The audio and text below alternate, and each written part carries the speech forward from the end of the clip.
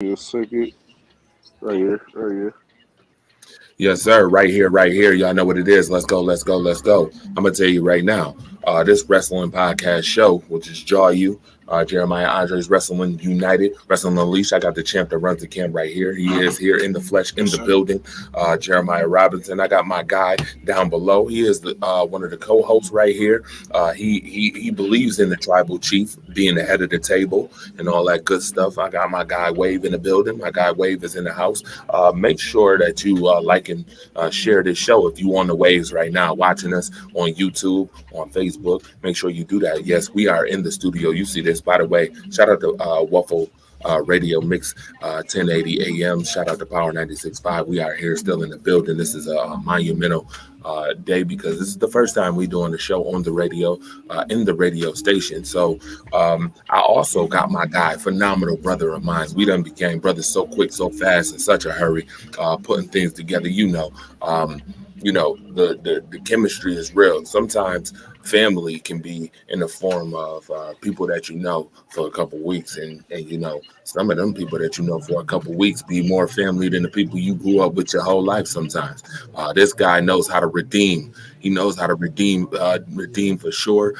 Redeem D's. I don't know what D's you want to. Yeah, those D's that you want to redeem yourself for. But nevertheless, we here to redeem something, and that is one of these phenomenal shows. He is the original Yelper, by the way, the original Yelper from Yelp. I Like Wrestling podcast and a part of Rise Up Family, obviously, because he's a brother of mine. My guy Tyrell Howard is in the building. Rails in the building. What's good, Rails? Yo, you tell me. I'm chilling, man. How's everything with you tonight? Man, you know what, man? Thanksgiving was really good. I want to shout out everybody who's been supporting us for now 4 years, man. Now 4 years. This wrestling podcast show has been phenomenal. We've done so much with the podcast show, and Jeremiah Robinson here being the champ that runs the camp. We've done so much. So the love and support is phenomenal. This is the season to give thanks, and I want to do that right now. Give thanks to everybody who has supported the Jaw You podcast and platform for sure. But now we got some things to get into. Obviously, Survivor Series. So that's right. We the ones, man. Survivor Series. We watched Survivor Series, and my guy Rails has a thumb down. Jeremiah has. He laughing his tail off right now. That was the worst. That was the worst pay-per-view I ever saw. I don't think it was. I don't think it was bad at SummerSlam. Okay. So I'm gonna tell you why I think it was the worst. It was the worst for the simple fact they advertised The Rock for 3 hours for nothing. Y'all really thought that The Rock was going to show up? No, I know. Look, we discussed it last week. I said he wouldn't have been there without advertisement, but the fact that they teased it for 4 hours, he did. Come on, WWE.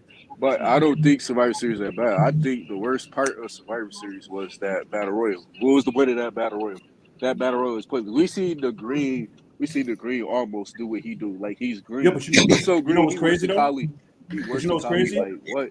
If you think about what Undertaker said this week about Omos, then you understand why he won the Battle Royal. I don't know why Undertaker like him. Undertaker I don't talking either. stuff. Look, I don't. I need what Undertaker smoking. Undertaker smoking some good stuff. Because almost is green. This is what happens when you ain't taking bumps to the head anymore.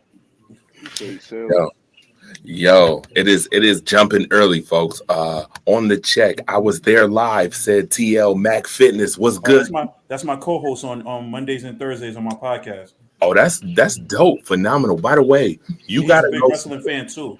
You got to go support that. You better go support that. You got to go support that. If you have not supported my man Rel's podcast on Monday and Thursday, you better go. Leave a link in the comment section so they can support. Mondays is mine, the Rel Relaxation Hour with him and my other co-host Blacko, and Thursday is his show where I co-host with him. His is the TL Mac Fitness show. He discussed health and all that good stuff pertaining to your body. So check that out. Maybe we can get him. Maybe we can get him on here. Shoot. I tried to get him on tonight, but he said he exhausted. He's a big wrestling fan, but he said he was exhausted. He was just going to check it out. Okay, definitely. Yo, TL Mac Fitness, bro, anytime you want to come on with us, man, it would be phenomenal. I would love to hear some of the fitness tips that you got, man, because it's super important nowadays, especially in any wave of sports, whether it's wrestling or anything that we do that's athletic, super important to be fit. All right. Survivor Series was hot, he said, but Corey said Thank you. It was fire. Thank you. Corey Williams, SummerSlam was trash. Like I said, SummerSlam was worse than Survivor Series. Worse. He said, I'll come on maybe next week. That'll be dope. Corey said, getting ready for a bodybuilding show now. Okay. That's what's up. He Corey, said, don't get me started on Crown Jewel. Thank you. Okay, but you see what my problem with Crown Jewel is? Crown Jewel is like a mixture of all 4 pay-per-views built into one across the country that we as Americans don't get the importance of seeing these type of shows here. They stack the card up. It's like a super WrestleMania for people who kill other people who don't even believe in women's rights. But we're not going to get into that right now. Yeah, man. I tell you, I was so pissed off that I had to see the women wrestle with shirts on. Like, man. And I ain't even trying to sound like no perv or nothing, but that was so trash. It looks weird. Who wanted to see them wrestle? Yeah, I got personal real quick. I ain't even going to lie. I did. Listen, I'm the fire starter. I love controversy. I just got to be careful when I'm controversial because I asked Mama Diggs, Stephon Diggs' mom, about not off the subject of wrestling real quick. I asked her about what did she like about Josh Allen and what did she like about Kirk Cousins? But that could be on the spot controversial real quick if you say, well, Josh Allen has a better arm. Oh boy, you can just imagine that being printed in the paper. So my mentor, shout out to Mookie Hawkins, was like, no, you can't ask the question.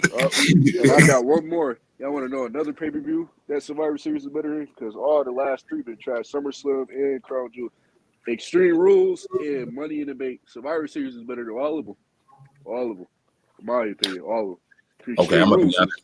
I definitely could respect that for sure. Oh, look who's in the building. My guy Jay Andre. Yes, sir. Jay, I missed you, bro. What's going on? How y'all been? Pretty good, Jay. What's going on, yo? What's up? Miss you, bro. How you been, bro? I missed you. Miss you too, bro. Pretty good. How about you? Been good. Just watching Roman being great. We the ones, Oh my God. We the ones. So let me ask you a question. What you gonna do when Roman leave? Because he already hinted about his career being over sooner than later. I'm going to turn to my favorite second wrestler, who's going to be the next Universal Champion, Drew McIntyre. Oh God. No. All right. With that being said, what's wrong with Drew McIntyre? No, actually, the funny thing is, I like McIntyre. No. Don't get me wrong. I like McIntyre. I do. But I still say, and I'm going to keep sticking to this. This storyline needs to end with one of the Usos beating Roman for the belt. I won't accept anything else less than that. No. Oh yeah, here's something else I want to talk about too, real quick. As you mentioned, did you see how bad he whooped Jey Uso? But imagine what he'd do to Jimmy. Sure, remember Jimmy's nobody's bitch. Ooh, boy, he really whooped Jey Uso. Like, that was a real big brother, big cousin beating. Like, he did. He beat him. Ass. Like, excuse my language, but he really whooped his ass. Though. I don't care. I don't accept any other type of victory, man. Man, he was beating that man like he ain't even like him. Like, oh my God, that Hell in a Cell match, yeah, that was bad. So I want to elaborate a little bit. By the way, Jay Andre was good, man. We were giving a little recap on what's happened since Survivor Series, and we talked about how some people think Survivor Series was trash. It was easily the worst pay-per-view of the year. Whoa. Easily the worst pay-per-view of the year. You think it was worse than Extreme Rules? Yeah. Yes, absolutely. SummerSlam? Absolutely. Say that. Absolutely. Extreme Rules was so bad. Because I never thought I'd ever say that. A little bit longer. That Extreme Rules, they didn't even have one Extreme Rules match at all. That's true, but Survivor Series had the hype of The Rock, and he never even showed up. Told you. I don't know why y'all got y'all hype up. He said that he wasn't showing. Okay, first of all, Survivor Series was built around his fucking egg. Right, and here's the part that I hate. So Will's point, here's the part that I hate. Vince got the pop. He comes in the limo, and he comes out with this egg, and people, they don't even know what it is. Like, they just standing there like that. It was just, Yeah, because he explained what the egg was after he was already in the office. Right. I bet I'm moving around a lot to heat up my pizza. But yeah. Yeah, well, guess what? Survivor Series was like cold pizza. Literally. Okay, so let me ask you a question. Let me ask you guys a question. What was the bigger disappointment? I think Extreme Rules was the worst. Yo, let me ask you a question. What was the bigger disappointment? The Rock not showing up at Survivor Series, or that 1 year where they had Braun tease he was going to cash in on Roman just for Roman to win the title and then go off? Oh yeah. I am The Rock. Yeah, Rock. The Rock had a more of an effect. And I ain't even just being a Roman fan. Yeah, The Rock, it was a bigger effect. Like, people, they wanted The Rock there, man. Like, because the cash in's been teased all the time when people tease the cash in. So I can kind of get down with that. That's the way that it goes with the Money in the Bank. But The Rock definitely was a bigger disappointment. Yeah, definitely was a bigger disappointment. I would disagree with that Strowman part only because when he was going to cash it in, everybody loved that Shield reunion. You can't dislike the Shield, kind of. So it's like, yeah, I think that was stupid too in retrospect. I was like, okay, he's gonna cash in, and then they reunited the Shield just to keep Roman on the face side of things. That was the only reason why they did that. Can't really dislike the Shield though. Feel me? Shield, they got that pop, every time. Can't really, man. Yeah, Moxley liked the Shield so much he left. Right, definitely. Or maybe because he wasn't getting a push because he was behind Roman and Seth Rollins for so long. Maybe that's the reason why. He started out with the push, United States champion. Then what happened? He lost that title. Who got the push? Seth Rollins or Roman Reigns? He got tired of being, it was always about Roman. That's the problem.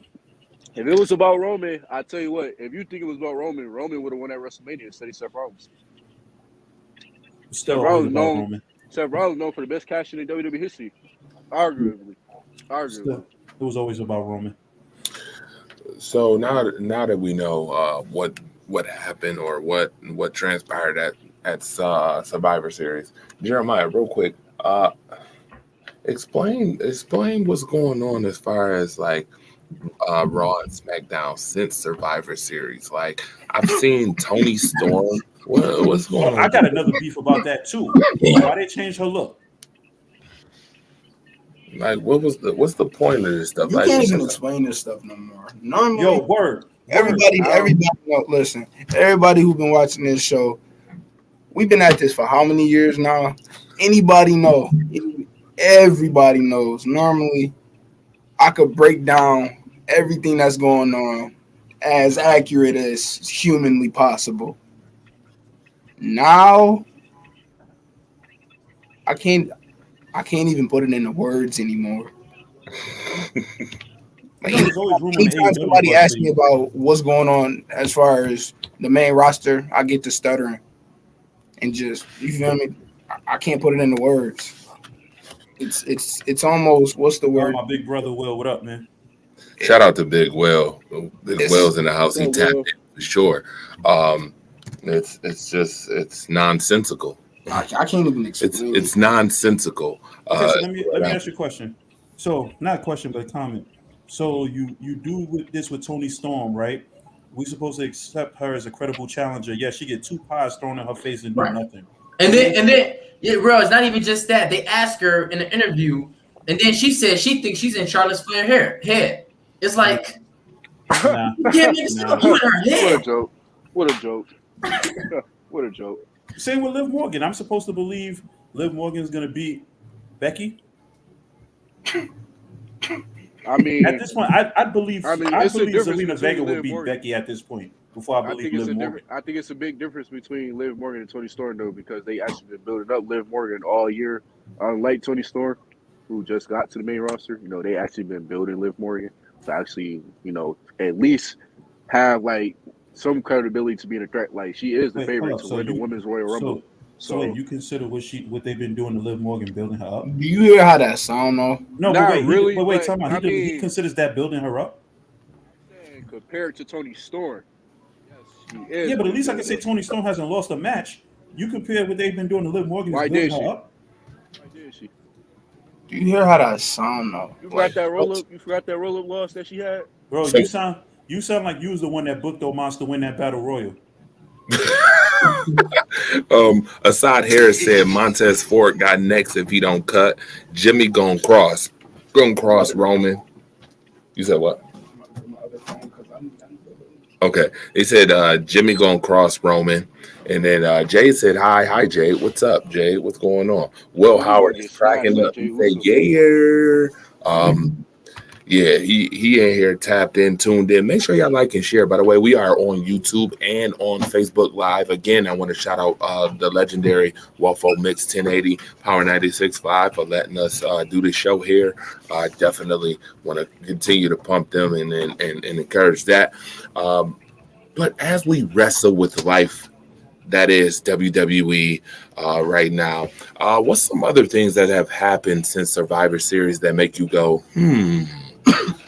Why in the world is Bianca finna feud with Doudrop? Why? Why is she not going after the title? Why did they just quietly push her away from it?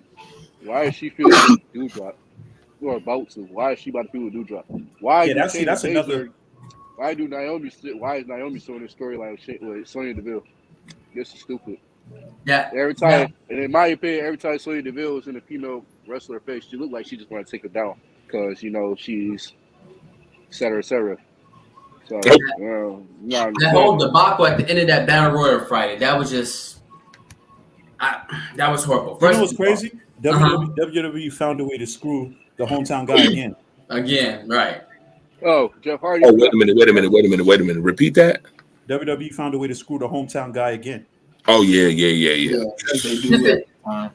Just for Brock. And then my thing is like, who if Adam Pearce and Sonya Deville is the people who brought him back, who brought Brock back. It just right. It makes no sense, right? Right. The only reason why I'm not mad that Sami Zayn won though is because he can wrestle. His gimmick is just terrible, but the promo wars and the wrestling between him and Roman is going to be, good for the day one pay-per-view. So I'm not really upset about that, only because, he's a good wrestler. His gimmick right now is terrible. Yeah, all right. Once again, why would I care if Roman's going to win anyway? So more comments. That is super. What about when Bobby Lashley was winning? That's different. Because at least with Bobby, I'm going to tell you why it's different. Because with Bobby Lashley, there was never always a guarantee he was going to win. No cap. There was never a guarantee that. With Roman, you know Sami Zayn, you know Jeff Hardy, you know the Usos, you know Kofi, you know New Day. None of them are winning. You know this. Let me tell you, Bobby Lashley title run was so trash. I didn't even have to get into that one. So trash. So trash. Let me read some comments real quick. Comments right here says, Liv Morgan is getting the push right now. Bianca about to take a step back for a minute. Dwayne, what's up? Jeff Hardy bringing the Willow character. It's a build-up. A build-up to what? He ain't winning nothing. It's a build-up to him turning to Willow because he's getting screwed. Like WWE is so trash right now, you don't even have an idea who you think would even win the Rumble. Brock Lesnar. That's true. Clear as day. Brock Lesnar. You think Brock?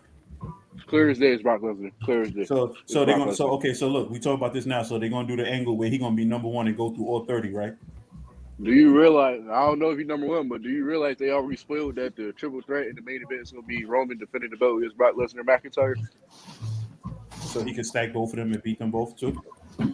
I mean, I don't really care. He's gonna drop the belt. He's gonna drop the belt. Imagine if he do that. Anyway, so I don't really care. Right. What challenges do we have after that if he does that? That would be a good idea, Joe. But he's not gonna stack Lesnar. Lesnar on top. He's not gonna let him stack Lesnar. Listen, he stacked Edge and Daniel Bryan on top of each other. Daniel Bryan ain't been the same since. Sure ain't. Well, Daniel Bryan kicking buddy AEW right now. He about to win the title. He running through Dark Order right now. I mean, not Dark Order. He caught the fans fickle this week. Yeah. I love that. I love when you do that. I do. I really do. Well, Daniel Bryan is definitely where it's at, said Dwayne. He said Roman's legacy is beat them all, said Assad. And then he said, excuse me, but AEW is definitely where it's at for sure. Yeah, definitely. So before we actually get into our top 10 talk, because we got a lot of top this, top that talk. Definitely. I'm loving the shirt, by the way. Don't even act like I don't see that CM Punk shirt, sir. I see it. I see it, sir. Loving the shirt, sir. We should have wore these shirts when they were feuding before the pay-per-view. Right, should have. Right. Kingston. We got to coordinate better next time. Yeah, for real. Absolutely. I'm actually going to get some AEW gear coming up too. I just ordered some stuff too. CM Punk. I ordered some Roman Reigns stuff. Whoa. Man, what you hating for? That shirt is. Nah, look. Nah. I'm gonna front the bloodline shirt. The bloodline shirt might be the only shirt I think that's the hottest shirt WWE's made in years. That shirt, man, that bloodline shirt is fire. Nah, the bloodline shirt is the only shirt I think has been hot in the last few years. I'm not even gonna lie. That's what you talking about. That shirt is fire. Yeah, like, that shirt is really fire. Don't do that. I agree. I'm trying not to get spared through this computer, man. So AEW, let's talk a little bit about that before we get into our top conversation. AEW, MJF and Punk is the big topic of discussion here. I need to know from you guys the promo. How did you feel about the promo? I think MJF killed him. The promo was wrestling promo at its finest. It's taking a mixture of reality, mixing it with the mixture of wrestling. But if I'm honest, in the 10 years, Punk has always been good on the mic. Even going back to when he was wrestling in them gyms with Cassius Ono and Colt Cabana, he was always good on the mic. But we really started to notice Punk on the mic when he started with Jeff Hardy and he was doing that drug thing with Jeff Hardy in the straight edge. But 10 years ago with the pipe bomb. And I say all that to say that in the 10 years that Punk has been dominating on the mic, that he's been in actually the wrestling ring, this is the first time I seen Punk actually owned in a promo. I think MJF got the very best of him, but I think we as the fans won, but MJF got the best of him. For the one verbiage that he said, I'm going to own you quicker than your UFC career. That just it was going Look, I'm going to say this. I think Punk won it at the end. He told MJF, like, yo, you'll only be number one if Tony Khan lives long enough to have a daughter for you to marry. Okay, so Rose, I gotta say this. Look, cut you off real quick. I will say this. Had that been a 20-minute promo on Raw, I would have changed the channel. There's no two wrestlers in WWE I think could talk for 20 minutes and keep me interested. No, not at all. Yeah, not at all. But you know what they did? I'm gonna be honest with you. They did for 20 minutes. They still got some legit promo talkers in WWE now. So yeah, no. Because see, the difference is that legit promo thing you talking about in WWE is all scripted. After a while, I would have got bored listening to it. Yeah, they went out and it was themselves. Yeah, I feel like with these two, it was just like, yo, look, this is what y'all going to talk about, and just make it entertaining. And you just got two creative people who could pull it off. But if you sitting here talking about, like, the only two people I think in WWE I think could get away with that right now, I could probably watch it talk for 20 minutes, would be Cena and Triple H. If you just told them to, like, yo, y'all just figure this out, talk about this, and then you got 20 minutes. But nah. What about Edge? Did you forget Edge? Well, yeah, okay, I put Edge in that same conversation. And personally, I don't even think Roman could talk for 20 minutes. So on that, I could agree with that. So here's my thoughts on it real quick. I can understand why people think that MJF owned or he was better than Punk. But here's the problem. I need y'all to understand wrestling psychology. First of all, it was in Chicago. So you definitely know that CM Punk in Chicago just let MJF go ape, which he knew everybody would be watching, for one. He made MJF a star that night, even though he was already a star. Number two, the best of the best make people stars. They have the capability of uplifting someone. That night, MJF stock just got uplifted. But you know what's crazy? You know who else stock rose too? Britt Baker. She wasn't even in the promo, and he made her a star. What he said about her? Absolutely. Here's the other thing. Here's the other thing. Yo, it was an AEW show, and Miz got chance. Yeah. Right. Here's the other thing. I want to see the Miz and MJF in a promo. I want to see the Miz and AEW with no script. Him in a promo or MJF. Boy, yeah, just with no script. That whole locker room probably. You know what's crazy? Tony Khan would find a way to put a feud with those two. WWE would find a way to make those two a tag team. Yeah, that's true. That's true. So and that's the difference between AEW and WWE. As far as promos, though, I'm not gonna lie. That's kind of serious. You don't want to see them on the Like that's kind of scary. So my thing That's is the too. point, Jeremiah. That's the point, bro. So my thing was, that's exactly why I want to see it. My bad. Yep. No, you go. So my thing in a nutshell too is that it gave me Jay-Z versus Nas vibes. It did, and not to make music and wrestling synonymous, but it did. It gave you Jay-Z who dropped Takeover. To me, that was CM Punk that night. CM Punk said a whole lot of real stuff that really, really happened. And then I seen MJF who tried to say a whole lot of stuff but try to be funny. That was Nas and Ether trying to be funny and then dropping some jewels too, right? That was Nas. But in the battle, if you look at it in the end, Jay-Z won the battle. What happened to Nas after that? You see what I'm saying? I think that this is the same thing here. I felt like CM Punk gave MJF the permission to go ape that night, knowing that everybody was watching in Chicago, and brought out the best in him. Chris Jericho didn't even do that for MJF, and they had a whole five whole week thing where he had to beat 5 people just to go against MJF, and MJF didn't drop not one promo that was nowhere near the promos he dropped with Punk, and we would all consider Jericho a great, right? Oh yeah, absolutely. Right? He's the greatest of all time. Yeah, I think Jericho should be a heel forever though. This face thing is not working. We would consider him a great, right? But that's my thing. So to me, I feel like Punk won that because 1, he got to drop bombs. 2, he got MJF over even more as a wrestler. He said he was coming to help young talent. MJF is a young talent and inspiring. He put him even on a higher echelon. You gotta take the guy who do all that. I can agree with that. He made MJF go nuts. Do you know MJF tried his best? Like, to me, I feel like he even overcompensated a little bit. Because I'm like, yo, you already dropping bombs, you going ape. And then he was talking about his preps thinking that it was like, yo, he was going ape. I've never seen MJ go ape like that. MJF go ape like that. And I feel like that's all to the greatness of CM Punk. He called him Cena. Yeah. But you know what's funny though? They referenced that in the Eddie Kingston feud too. He's become what he hated 10 years ago. That's true. Yeah, that's true. Who's become what he hated 10 years? CM Punk. He's become the same promos, the same basis of why he hated John Cena 10 years ago is what he is now. That's true. Yeah. Yeah, I could agree with that. Yeah. I loved some of the joints. If we could actually pull up some of the quotes that he said that was said in this joint. I know the one about Rosie O'Donnell. Why he was trying to, yo, nobody mentioned that though. I'm surprised Punk didn't mention Samoa Joe pushing him. Did you see that AEW reenacted that with MJF?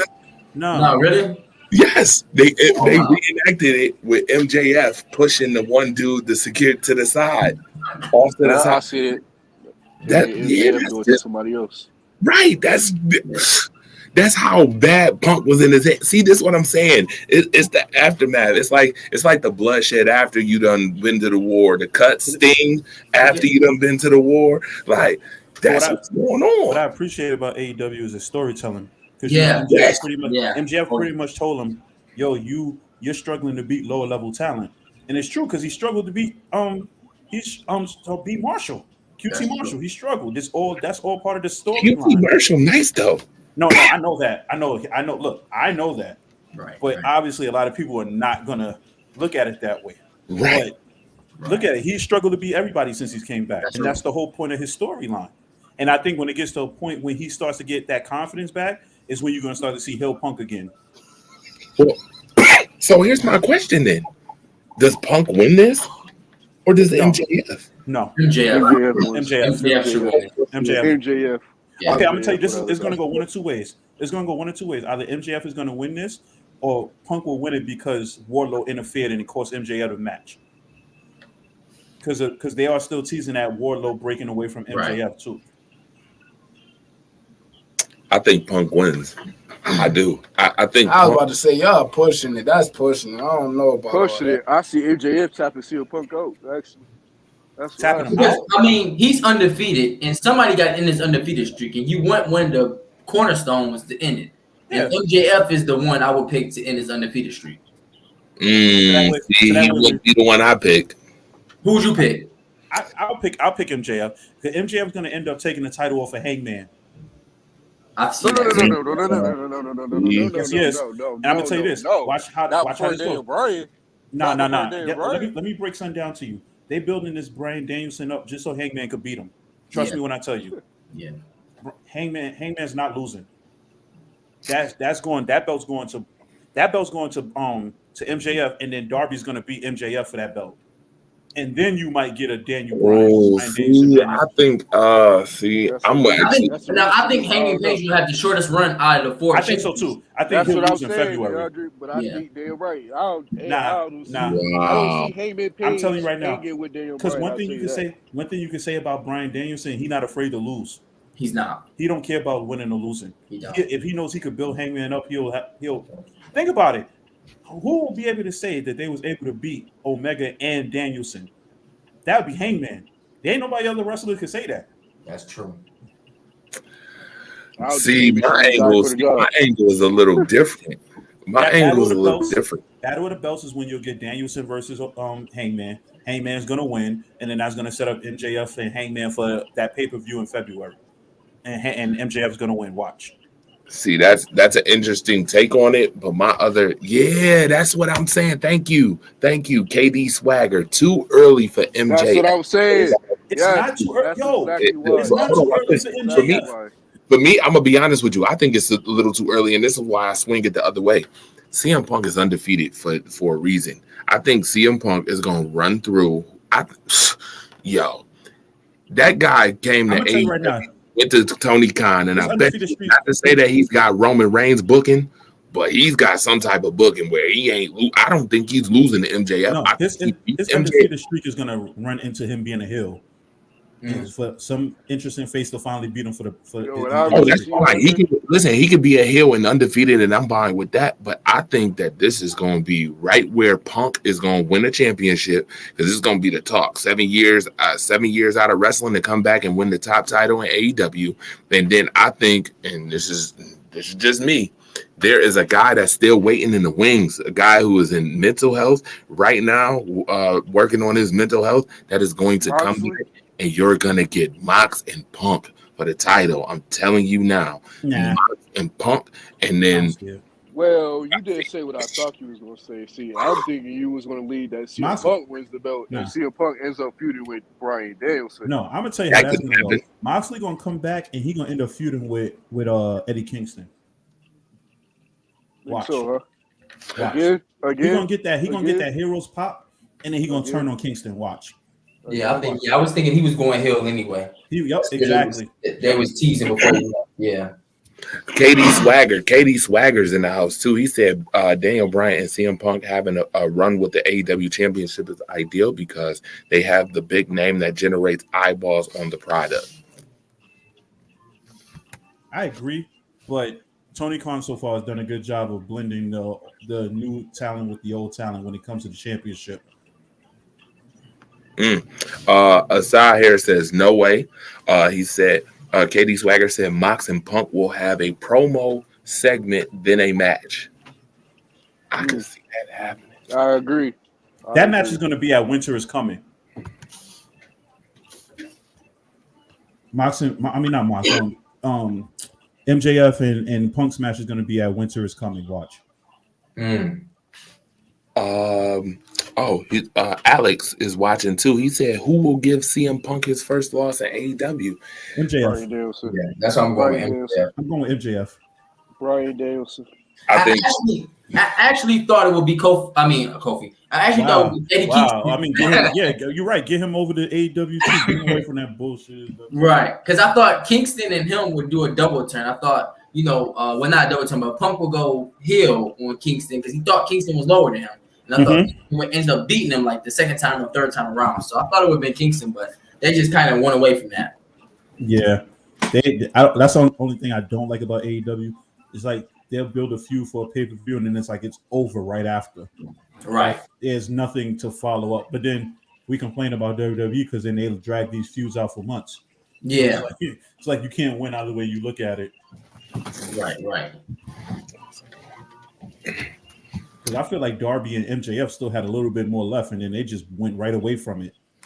Katie Swagger said CM Punk and Eddie Kingston should have a street fight in Yonkers, New York. Yeah, we're in Yonkers at the raceway. He also said MJF should be the first to beat CM Punk in AEW. See?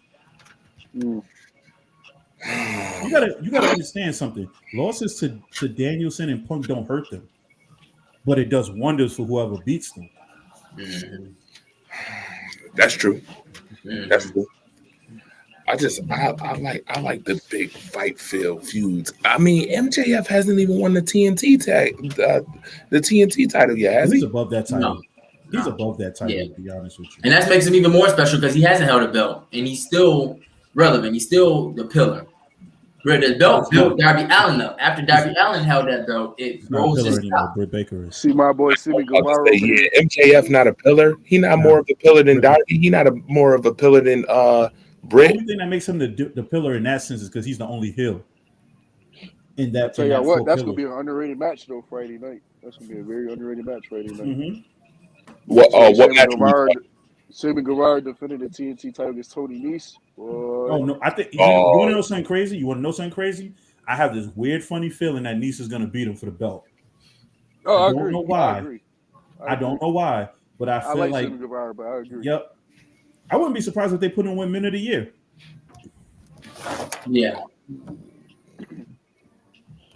Men of the Year. Interesting. I have a funny feeling that Nese is going to win that title. I don't know why, but I can't shake the feeling of it. But I feel like he's going to win. Guevara's been the worst TNT champion. Yeah. Well, interesting enough. We got questions right here from Will Howard. Who y'all got beat? Oh, that's Thunder Rosa. Thunder Rosa. The story. That's Thunder Rosa. Yeah.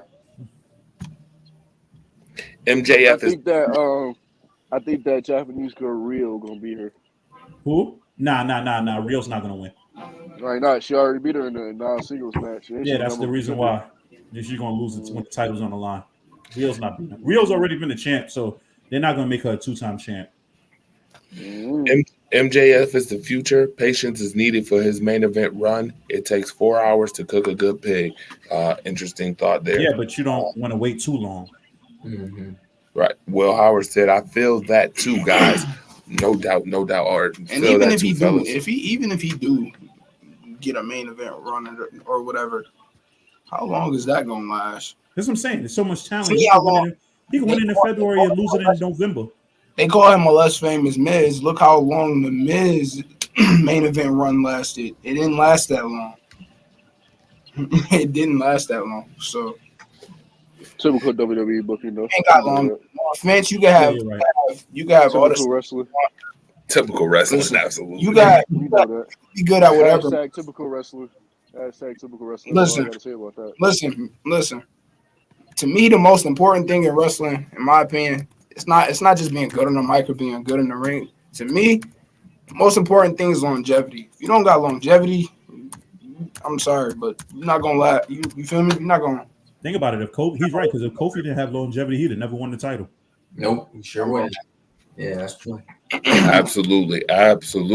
Now we talking about that goes for Lashley too. If you want to be technical, yeah, Lashley too. That go for. Okay, so let me ask you a question. You think Lashley would be more dominant in AEW? No, because he don't fit this type of style. You don't think so? No. Because look at Brian Cage. I mean, even though Lashley wrestles better than Brian Cage, but just big men don't really succeed in AEW like that. I noticed that too. Yeah, I noticed that too. I agree with Punk when he says MJF is a less famous Miz. He has sprinkles of Roddy Piper though. Okay, respect it. Oh, and by the way, I had to hashtag the typical wrestling. Okay, typical wrestling. If I had to compare MJF to two legends, it would have to be Miz and $1 Million Man.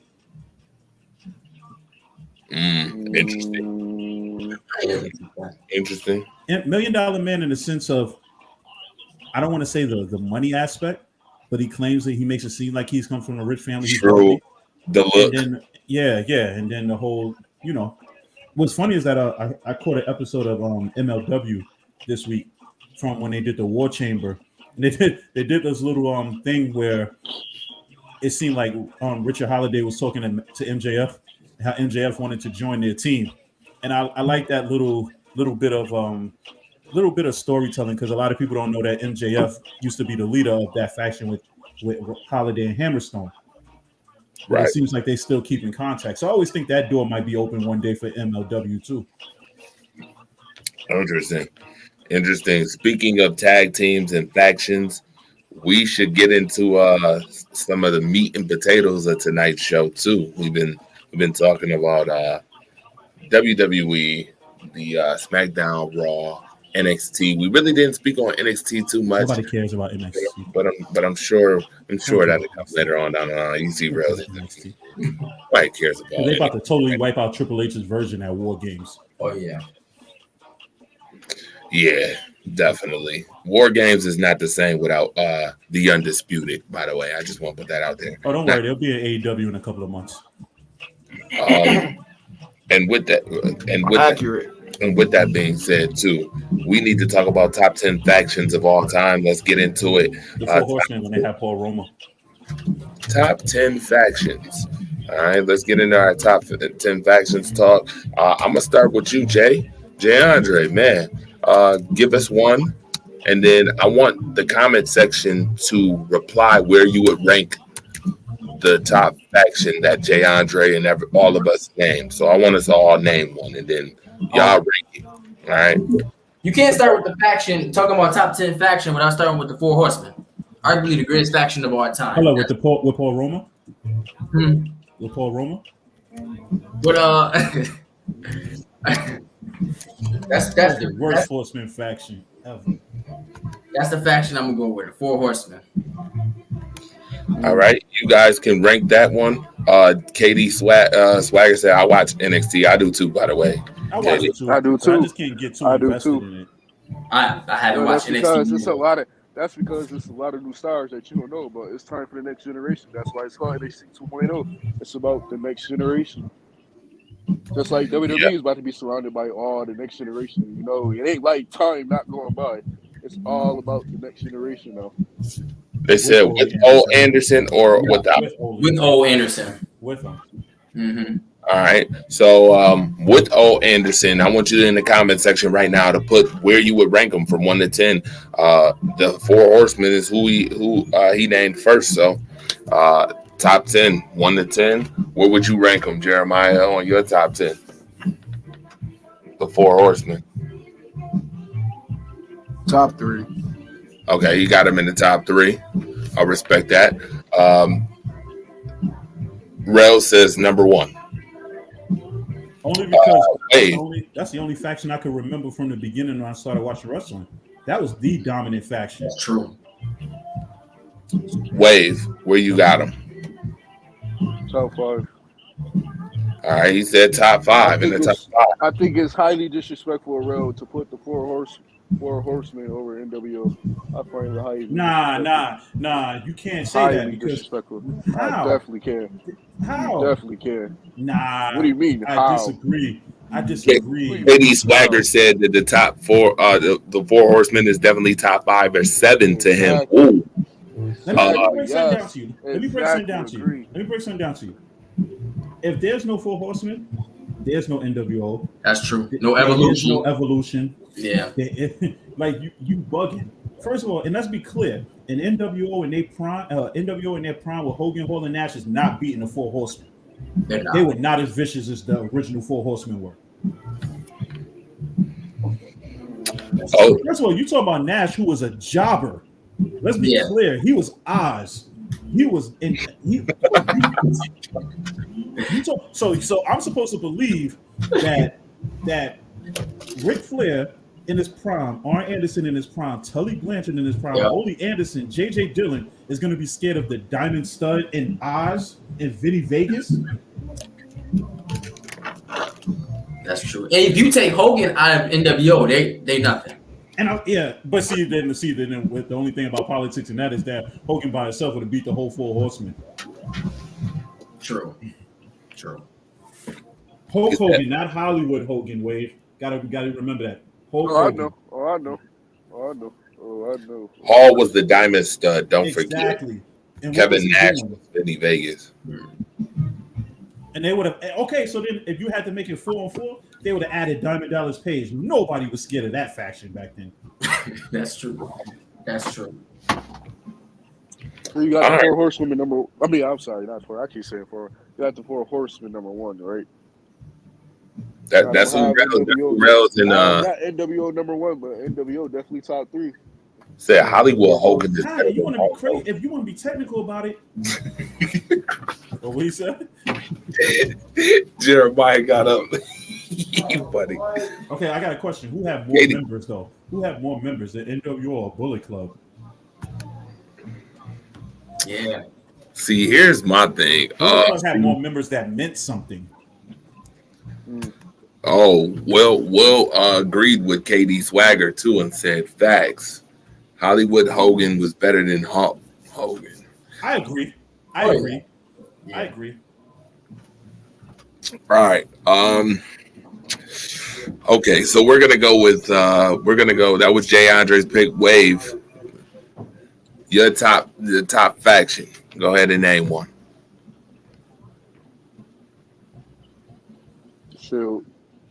Shield. All right, the Shield. Where are we putting the Shield at, folks? Rank them now in your top in the comment section. Rank them. The Shield. The next.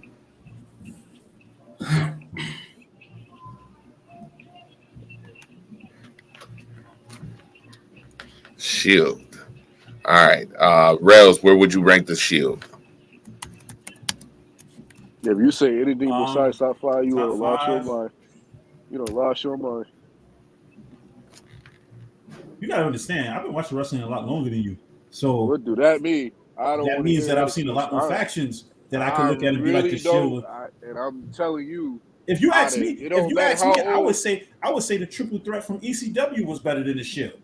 But that's me. That's me. Nobody was messing with Shane Douglas when he was a franchise. That's true. That's true. And that's when Bam Bam was at his dangerous. Bam Bam was a monster. Yeah. And Chris Candido just Chris Candido speaks for itself. I don't even have to say anything about that. Yeah. But Chris Candido in his prime versus Seth Rollins in his prime would be a classic. It would. I see we got some old school heads here. You know, I respect it though. I respect Bam Bam Bam. I think there should be at least top five. I put him 5. I put the Shield 5. I'll be generous and put him 5. I put him 5 because they're not better than DX.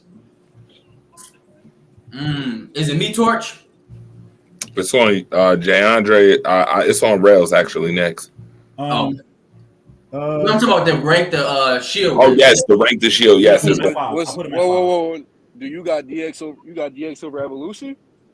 Of course. You got DX over. Okay. Let me rephrase that. I got DX when it was Triple H, China, Rick Rude, and Shawn Michaels. There we go. I got the Shield. That was a different DX. That DX was the DX. Yeah, that would make more sense.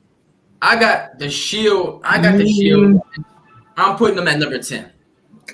Just because there was 3 guys that they just put together to bring on the roster. They wasn't like a faction that you look at like. And they weren't even supposed to be the original members. Roman wasn't supposed to be the original member of the Shield. That's right. So I got them as number 10. Because you know who was supposed to be an original member? That was Cassius Ohno. Yep. Yes. Mm-hmm. Know who else was supposedly been an original member? I just seen this the other day. Who?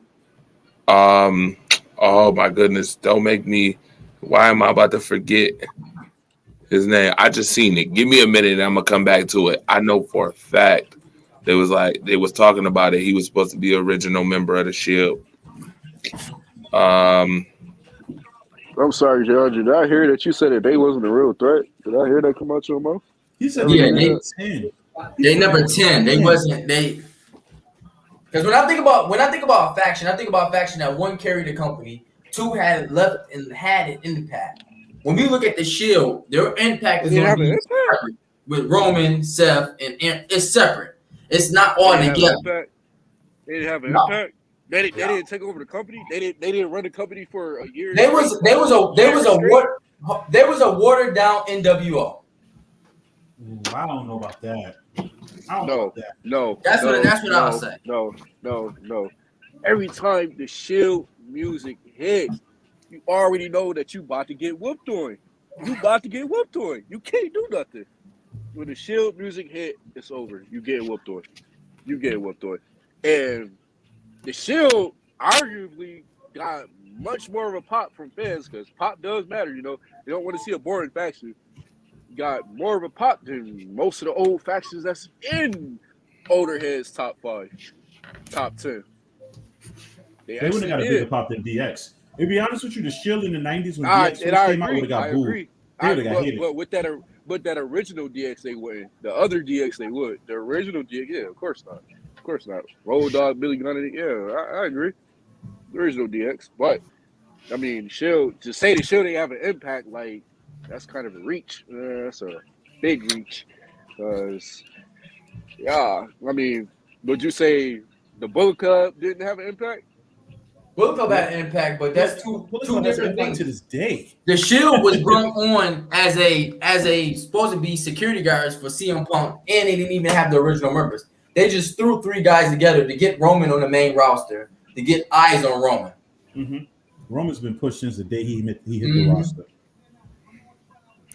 So, Asad said, I thought MJF was going to beat Mox for the title. Look what Lashley did in Impact. If he kept the Dominator persona, he'd be good. Yeah. Said Jinder Mahal is the GOAT, LOL. Said Lashley in Impact when he was managed by Dan Lambert with Top Team, he had every belt.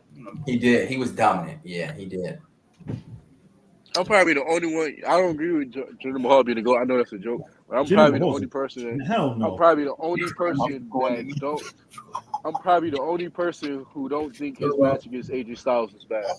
There's one right there. I'm probably the only person. I still to this day don't understand how he ended up as WWE champion. I did not see the sign.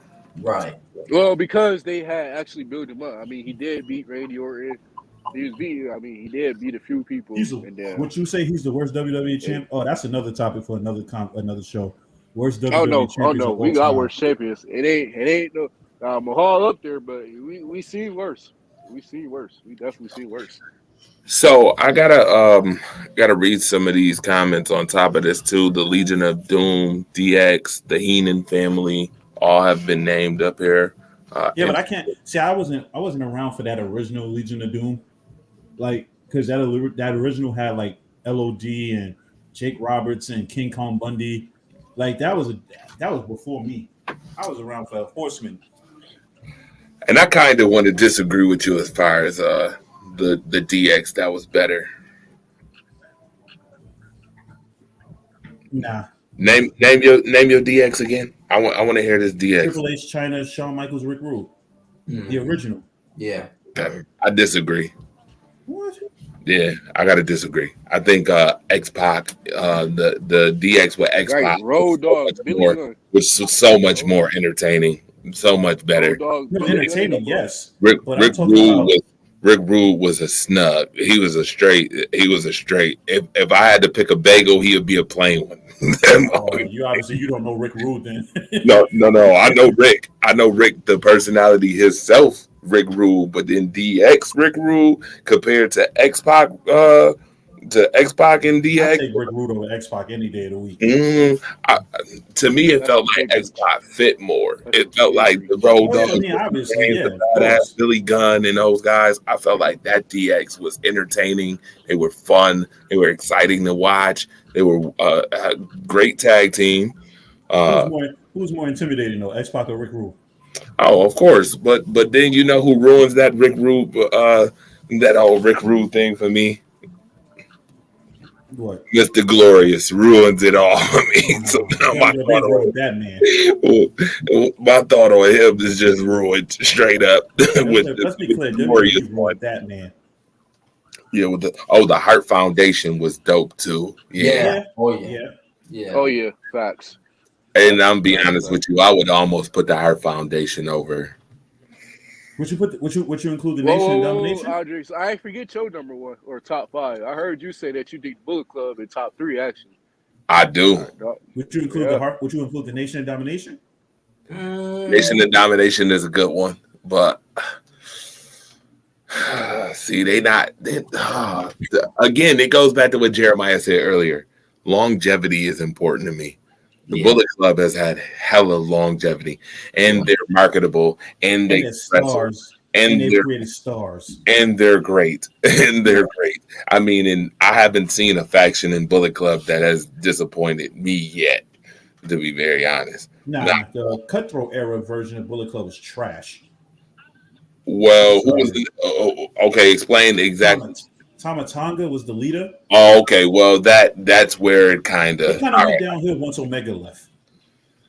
And you know what? I could kind of agree with that. But I'm talking about from the ones we know. We ain't talking about Tama Tonga, the new school, that faction. Who cares? I'm talking about from Finn Balor all the way down. Yeah.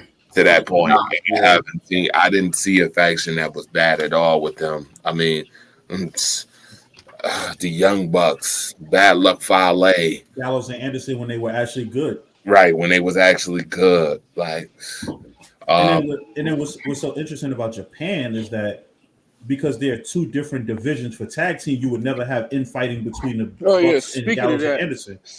Speaking of that, since Rail said so, we're gonna talk about that top 10 too. We had top 10 factions. What about top 10 tag teams? Gotta throw that. Oh, that's easy. That's easy. Steiner Brothers, Harlem Heat, Doom. Yep. Demolition Derby. That's an easier one actually. Yeah. Top 10 tag teams are easy. Yeah, that's easy. Because you can go British Bulldogs. Mm-hmm. I would be biased to say I think that the Hardy Boys is the greatest tag team of all time. Don't shoot the messenger because you can't really dislike the Hardy Boys. Nah, that's subjective. Yeah. I can honestly say that's a subjective one because I think they agree. Because you can say Edge and Christian. That's true. What did y'all think about the What did y'all think about this? Exactly. What did y'all think about? What y'all thoughts on the Dangerous Alliance? You know what? Very underrated. But if you think about all the stars that came out of it, definitely underrated. But if you think about all the stars that came out of it, how could you not put them in the top 2 or top 5? Right. But like in articles I read in the past, the problem with the Dangerous Alliance, they weren't around long enough. I think they were only around for 6 months. Yeah. That faction had Arn Anderson, Larry Zbyszko, Rick Rules, Steve Austin. Yeah. And Steve Austin may be the greatest of all time to come out. Yeah. Huh? Great as what? Wrestler of all time. You out your tree. No. You gotta talk about it. You out your tree. Hold on, time out. Oh man, he's not. Stone Cold's not the greatest wrestler. Hold on, time out. We really gotta go there. No. Really gotta go there. You just said longevity is key. Austin only legitimately had on top. He's only a superstar for like a year and some change. Right. Yeah, the neck injury. Then he walked out. Just said, wait. I could have swore you just agree with Jeremiah just said, because if you agree with what Jeremiah said, I think who is the greatest of all time, it's Chris Jericho. It's Chris Jericho.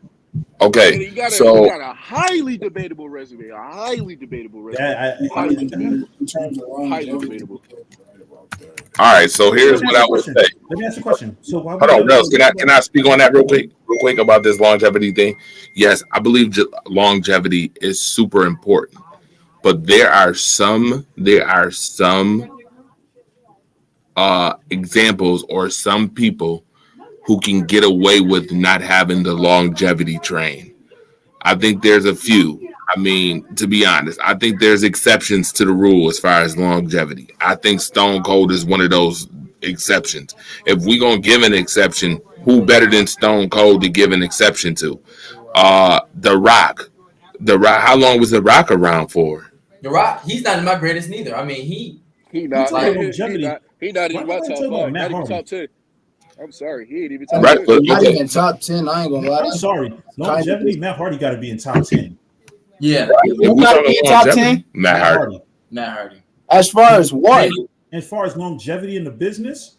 Randy Orton. I was about to say. So wait a minute. So now that we get back this way. Wait, real quick. Matt Hardy doesn't get the recognition he deserves because he don't jump off buildings like Jeff Hardy did. No, you right. I agree, Rose. He's the Christian of the team. I super agree. I think. Well, here's my question then. Here's my question: If Austin is not in your top or Rock is not in your top, then give me something that's in your top and tell me they better. I'll tell you my top 5 right now. The GOATs, I'll tell you top 5 right now. Chris Jericho, number 1. Number 2 is Bret Hart.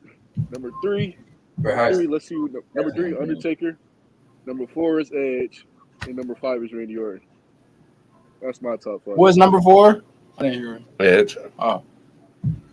Okay. That's top 5 right there. And then with Austin, when Austin wasn't in the ring with Bret Hart before Austin became like won the world title, like you said a few podcasts ago, Dre, when you talking about Randy Orton, I can't name one match that Austin had that really blew my socks off. Besides WrestleMania, I can't name one match he had that blew my socks off. Rocco, what's good? My guy from the sports entertainment capital of the world, Rocco Raquelli, is in the building with us. Rock, what's good? My guy Rails is in the building. Firestarter's here. The Tribal Chief is here. Jay Andre's here. Listen, and don't forget the champ that runs the camp is in the building too, right here. This is Jaw and we just having wrestling conversation, man. It's a really good wrestling conversation going on right now. We was talking about top 10 factions. Corey Williams is dropping jewels. He said Undisputed Champ beat The Rock at Austin in one night. Said MJF is the greatest heel of all time. Said the New Day is the greatest faction of all time. I will say this for the fact that we didn't even mention New Day. First of all, I'll tell you right now, Mr. Corey Williams, I'll tell you right now, the Miz will embarrass MJF so bad on the mic. I think so. If you give an unscripted Miz a mic, I think he would. Yeah, the Miz would embarrass him. The greatest heel of all time was Roddy Piper, easily on the mic. Roddy Piper was.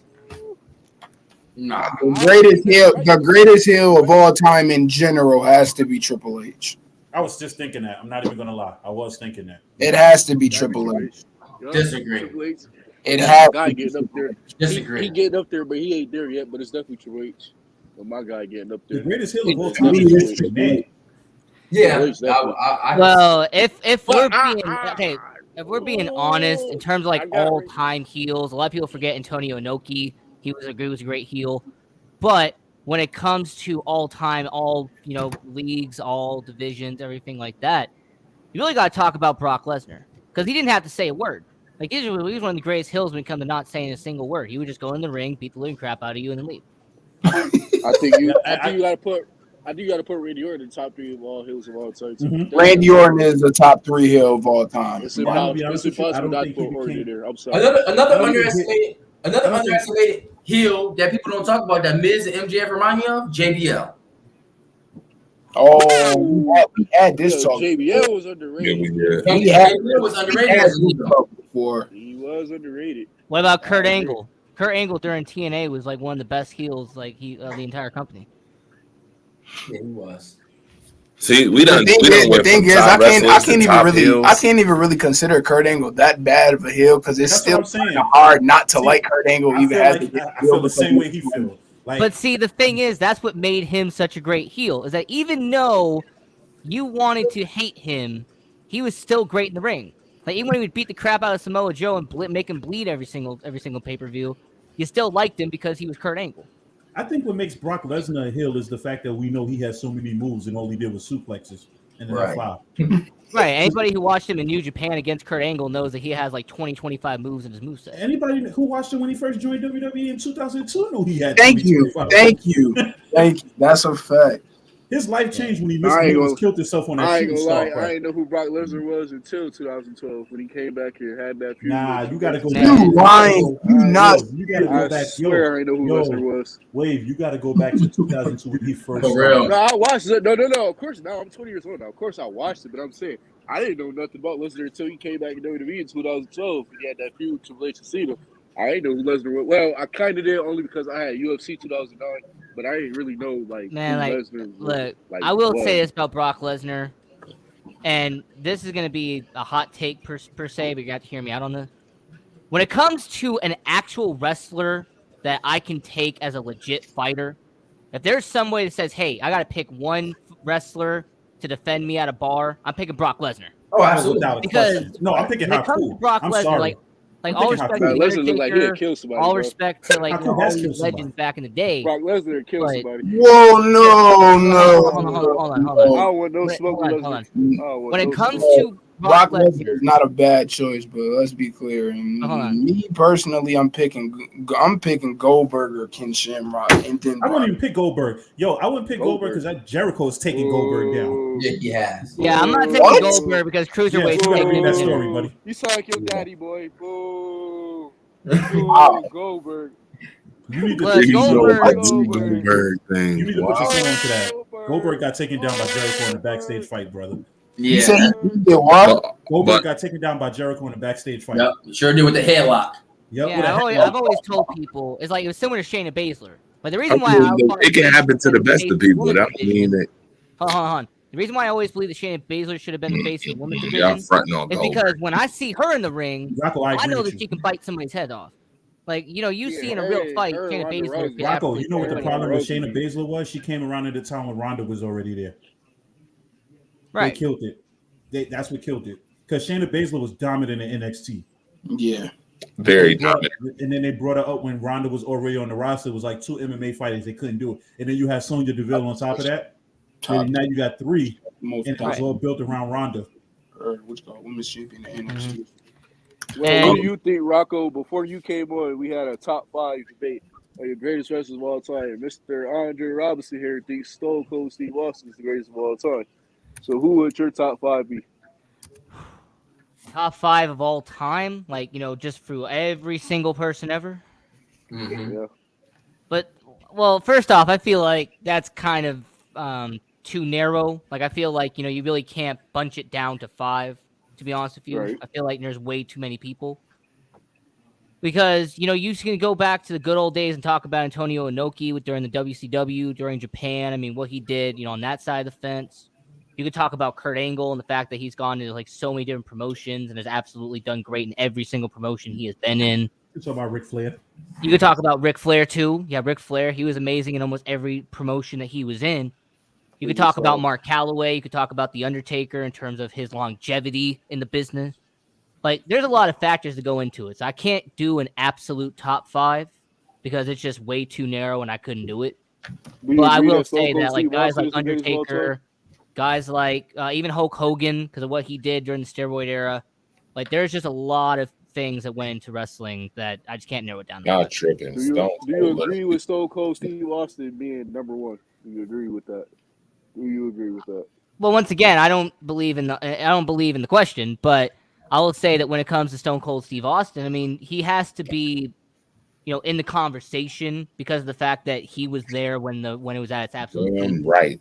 You can't deny the fact that Stone Cold Steve Austin was one of the top 4 guys, one of the top 4 pillars when wrestling was, making a lot lot of money. So he was, I think, wasn't Stone Cold like the top merch seller in history? Right. When it came to the making the most money, my top 5: Stone Cold Steve Austin, The Rock, Triple H, and Undertaker. Those were the 4. Those were the 4 pillars of WWE during that time period. Stone Cold is definitely debatable for top 1. Ricky Steamboat is very underrated.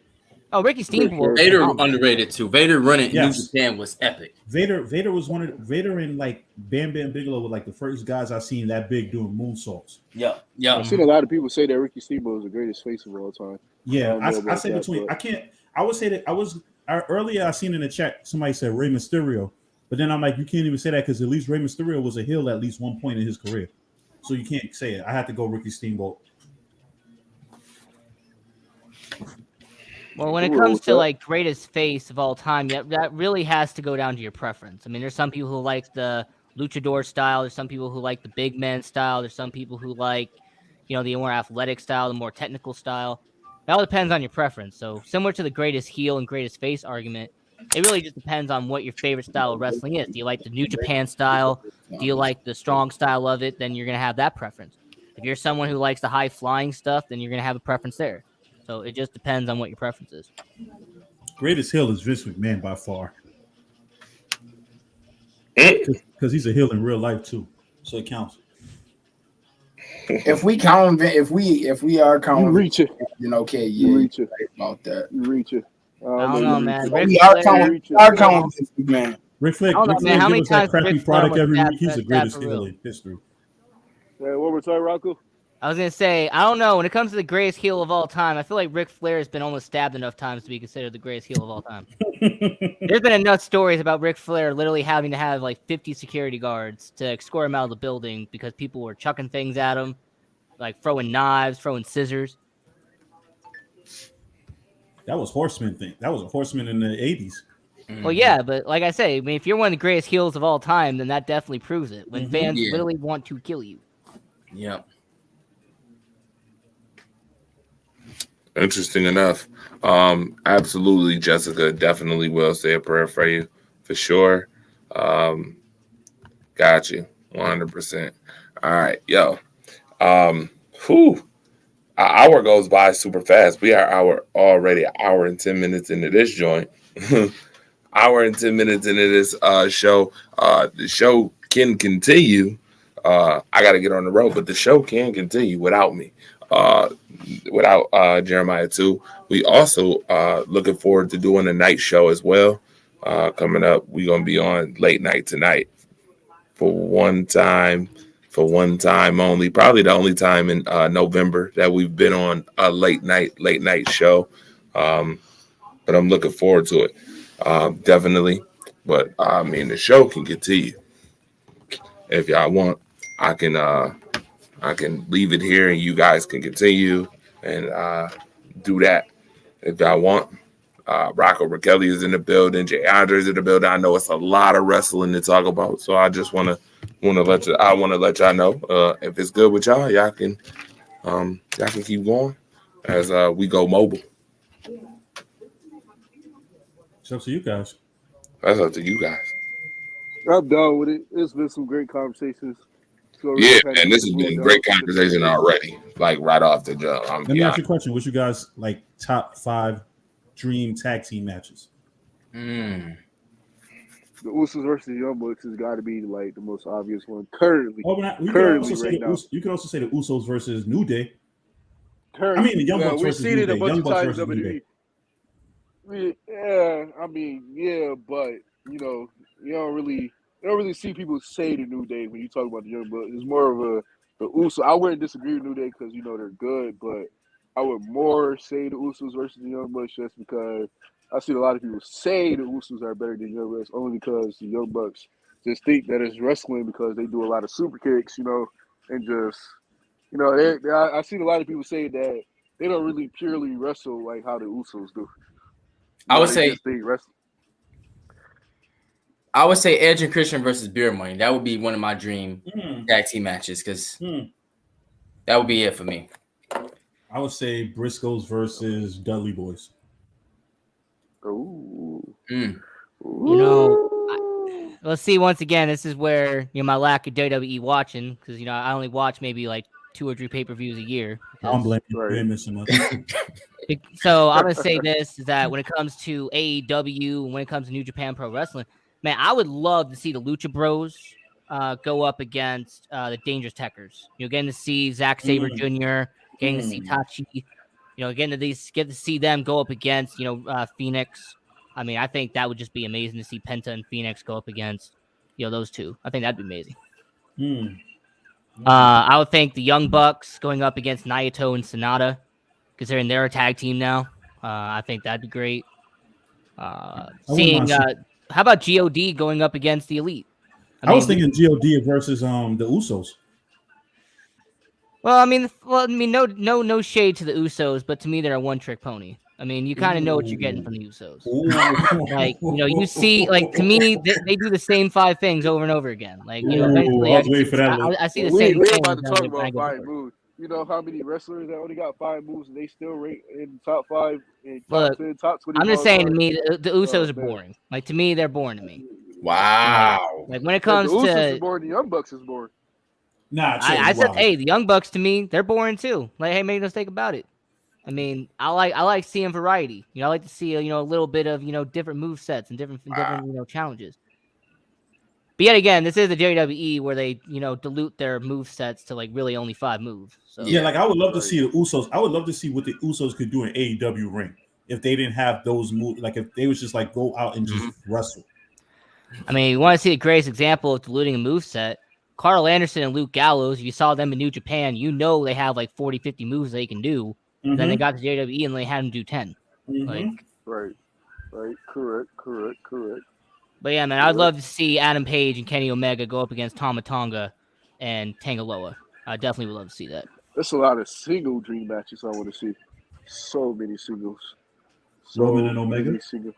No, I got a fatal. Not even a fatal. It's not even such thing as a fatal 6-way. But I mean, I want to see these 6 fight, and that 6 would be AJ Styles, Kenny Omega, Finn Balor, Okada.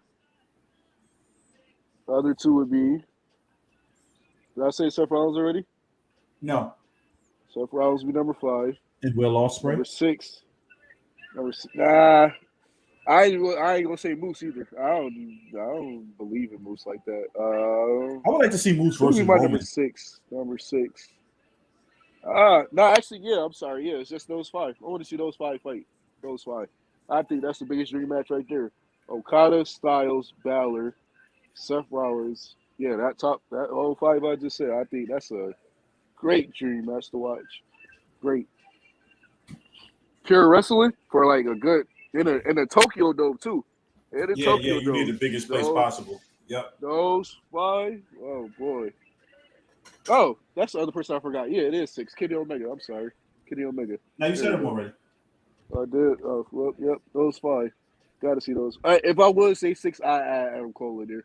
I gotta add Adam Cole. He can wrestle. So you just want like a match, pretty much like all the Bullet Club leaders.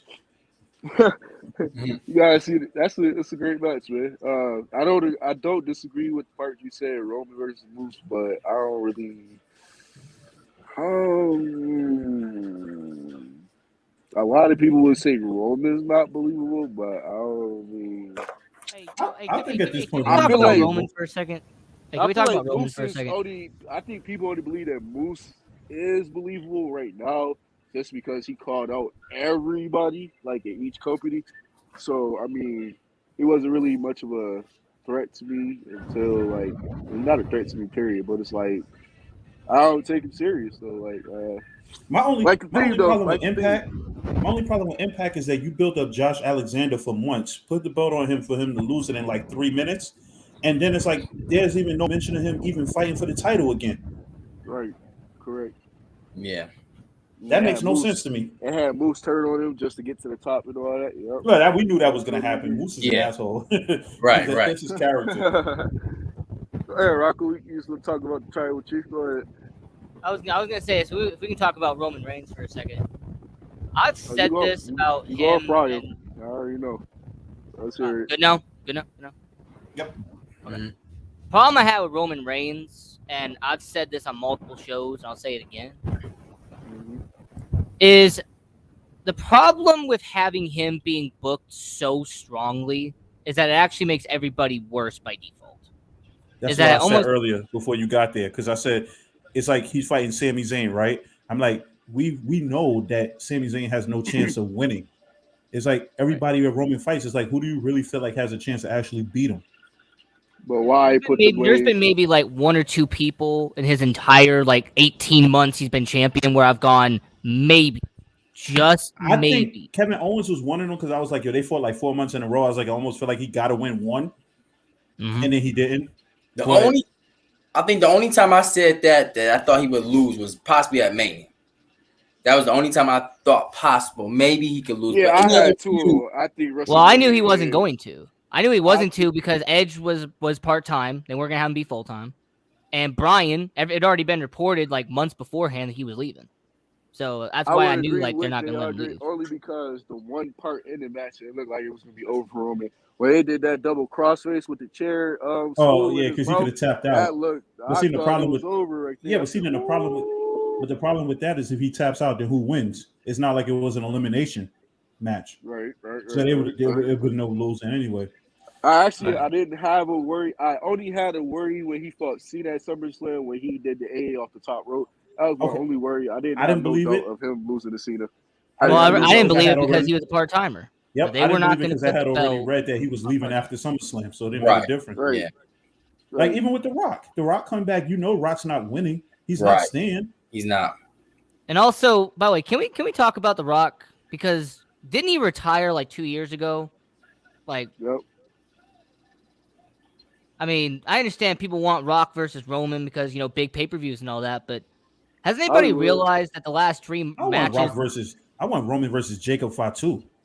That's what I want. That's Yeah, that's good. If you really want to talk about somebody that can come and stake claim for being head of the table, it would have to be him. Because his reign was somebody with head of the table with the possibility of still staying around after. Right. That's how I would find it credible that he would have a chance of winning. But if you want a head of the table, are you really looking for a head of a table, or are you looking for somebody that will be a legit threat to Roman Reigns? And that really could be him, because I will agree with Andre, and like I said to Andre in the last show, I did some real thinking, and I agree with him.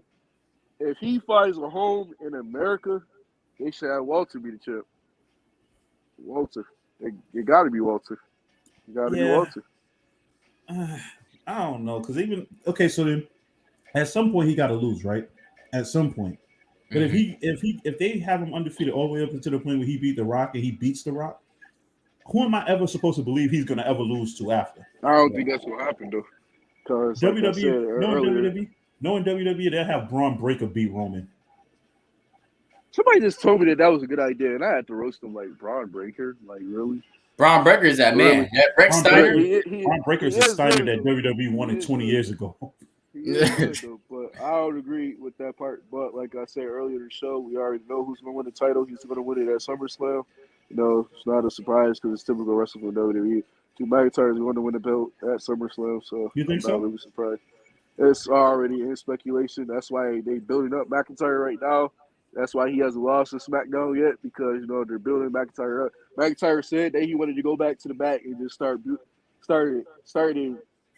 building up to where it seemed like he could be, that top person against Roman. Because Roman ain't the only other person undefeated on SmackDown now. Now it's Drew McIntyre. Drew McIntyre hasn't lost since he's been on SmackDown either.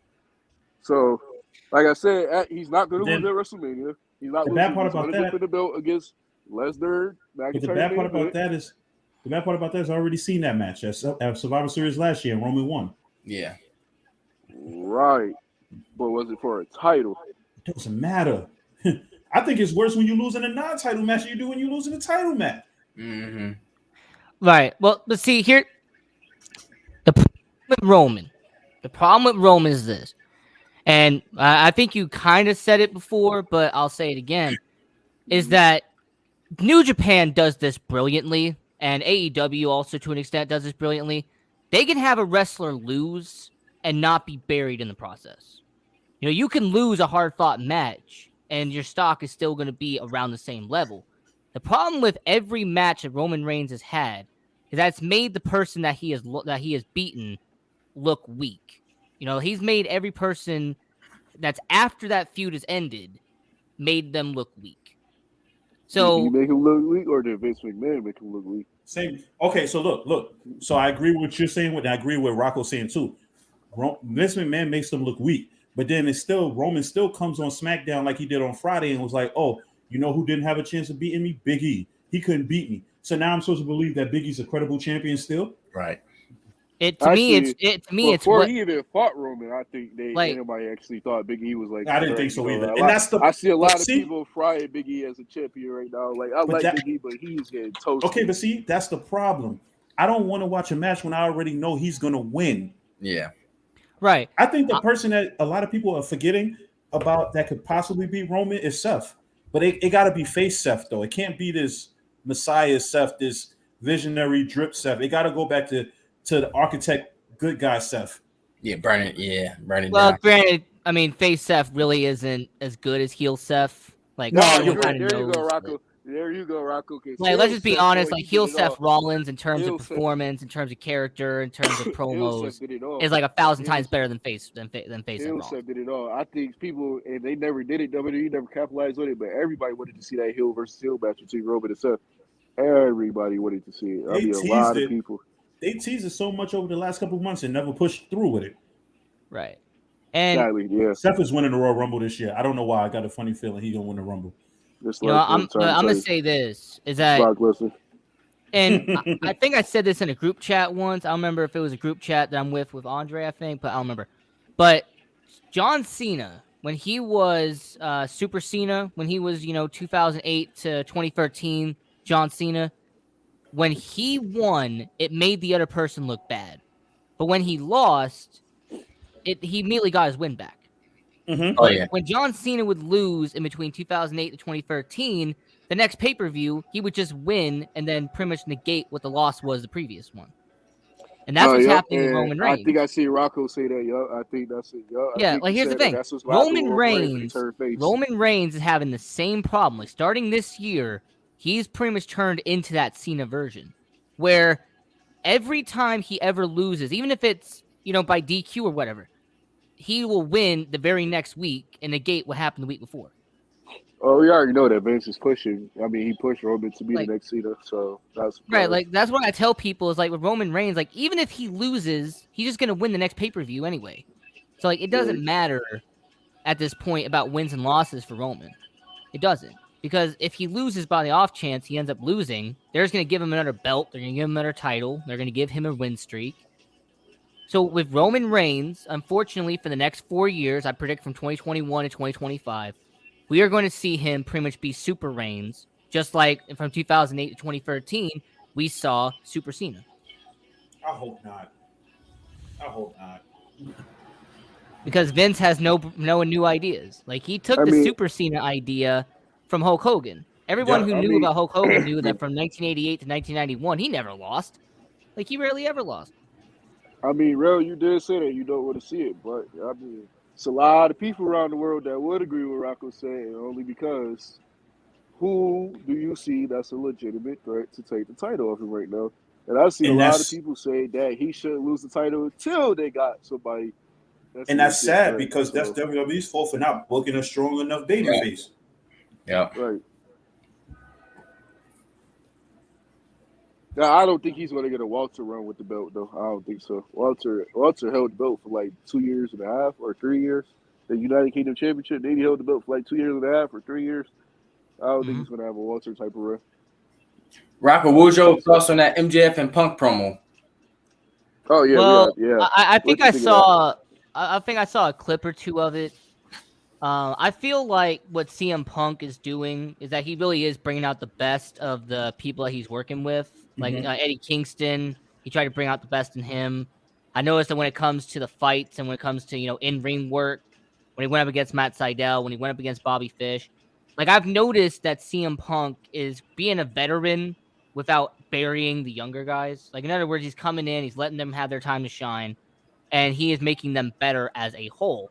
And that's what a veteran should be in the wrestling business. Kurt Angle said this perfectly. When I am already established, my goal is to make somebody else established. That's my entire point of being a veteran in the business. Mm-hmm. So when it comes to CM Punk, he is doing that with Darby Allin. Did anybody notice that Darby Allin immediately after the CM Punk thing, he started getting that push and it started getting more and more and more built after CM Punk?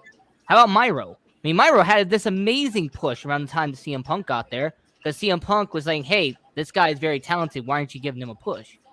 Like, CM Punk is helping guys behind the scenes. He's helping them with promos. He's helping them within the ring. CM Punk, regardless of what people think about him as a person, you can't deny that his impact on AEW has been massive. And I think with MJF, you're going to see that he is also going to be adding a polish. He's going to be adding the little bit of that CM Punk flair to make MJF better. One thing I say about AEW knows how to use legends to make the younger guys look better. Right. Yeah, that's true. Who do you think going to beat? We was having a conversation earlier. Who do you think going to beat Hangman Page for the belt? Now, who I think it should be versus who's going to. Now, with the AEW roster, I mean, there's so many great, people that are on there. There's so many people that really deserve to really get that opportunity and really have a chance to shine. For example, I'm a huge fan of Sammy Guevara. I think that if they actually gave him a world title push, he could definitely take advantage of it. Do you think he's the worst TNT champion so far? Well, in terms of push, in terms of like really giving him nothing to do with the title, I'm gonna say yes. Mm-hmm. So, but yeah, Sammy Guevara, I think he could definitely do it. I think Phoenix, I think Phoenix is somebody that could hold that title and actually make it legit, but they would have to build that up. They would have to present a storyline. You know what? I'm gonna say this because I saw him do this a long time ago. I know he can do a long title run. How about somebody like Jay Lethal? When you build him up to be an actual heel, Jay Lethal is one of the best champions. If you watch Ring of Honor, you know he can play an actual respectable heel. I thought he was gonna be Sammy Guevara. I really did. That was a great match too. Great match. I really thought he was going with that match. And then when he comes back, I know he's in rehab, and hey, take care of business. Do what you got to do. But when Jon Moxley is like the absolute heel, the psychotic heel, the one who takes a door off the hinges and then uses it in the Chicago street fight like he did in New Japan recently. Mm-hmm. I'm going to say this, that when it comes to Jon Moxley as a heel, he is probably one of the best champions they can have. As a heel too, right? As a heel. He has to be a heel. As a face, he really isn't the same. Not really. That's interesting. I still think Bryan Danielson. Nah, I feel like MJF is going to be Hangman. That's the next champion. And then I feel like Darby is going to be MJF. That's how he's going to get his win back. I'm telling you. It's predictable in that sense, at least to me. MJF is going to be a heel champion. I'm going to say he's going to win the paper. He's going to win it in February. Because Hangman and Danielson's match is going to be at Battle of the Belts. Hangman's going to win that.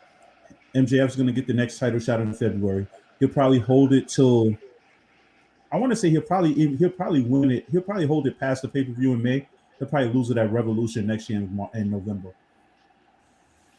Let me ask this question. That's long-term storytelling. Because think about it: if he holds the belt until next year November, and it's against Darby, it's the same pay-per-view that he just beat Darby at. That's long-term storytelling. Just think about it. If he holds okay, so let me ask this then, because when it comes to AEW, they've had a lot of partnerships right now. They do partnerships with Impact Wrestling. They do partnerships with New Japan Pro Wrestling. So they've had a lot. When it comes to Shingo, he's the current IWGP World Heavyweight Champion. When it comes to him, could you see him and Adam Page eventually doing something down the line? No. Where you could see champion versus champion. I don't even see, to be honest with you, I don't even see Shingo having the title past Wrestle Kingdom. No, it's going to be Ospreay because he never lost it. Yep. That's where Ospreay guy is. Seems legit. I got to look more into it. I'm only watched a couple matches from him. Ospreay's the truth. Yeah, he is. I do want to put it this way. Wait, put it this way. Ospreay is Ricochet, but 10 times better. Mm-hmm. Yeah. I will say I am still waiting for Will Ospreay and Jon Moxley. I want to see that eventually when Moxley comes back. I want to see Ricochet and Ospreay in AEW. Just one time, please. Okay. Just give me that match one time. That's all I ask for. I do want to cover one topic that we had in the group chat, but we don't have to be top 10. It can be top 5. Who are you guys' top 5 technical wrestlers in the ring? Benoit's number 1. Definitely. Bret Hart. Kurt Angle. Yeah. I'm going to say Kurt Angle.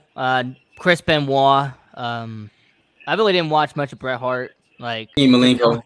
Bret Hart was technical as shit. Yeah, I really didn't watch much of him. I know about his abilities, but I didn't watch much of him. He's so good, man. Ric Flair. You got to go Ric Flair to a degree. And Ric Flair's pretty good. Yeah. I didn't see y'all say my boy Dave. Oh man, I don't think he was top 5. I don't see nobody say AJ Styles. Where is AJ Styles? You know who else was underrated as a technical wrestler? William Regal. Very. William Regal is awesome. Lord Steven Regal. Yeah. He's the one that taught Bryan Danielson. Yep.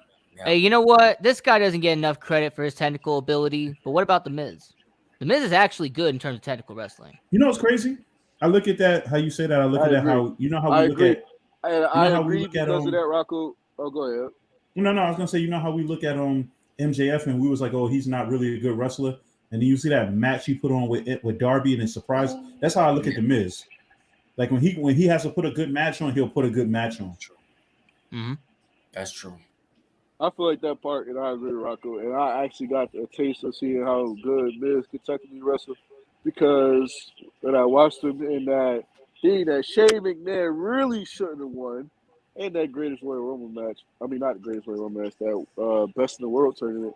The Miz was showing that he could wrestle, like full-blown wrestling. He had no help. He was wrestling. Like, that was shocking. I'm like, wow, the Miz really could fight, though. Like, you mentioned Shane McMahon. Dolph Ziggler, too. Let's not forget about Dolph.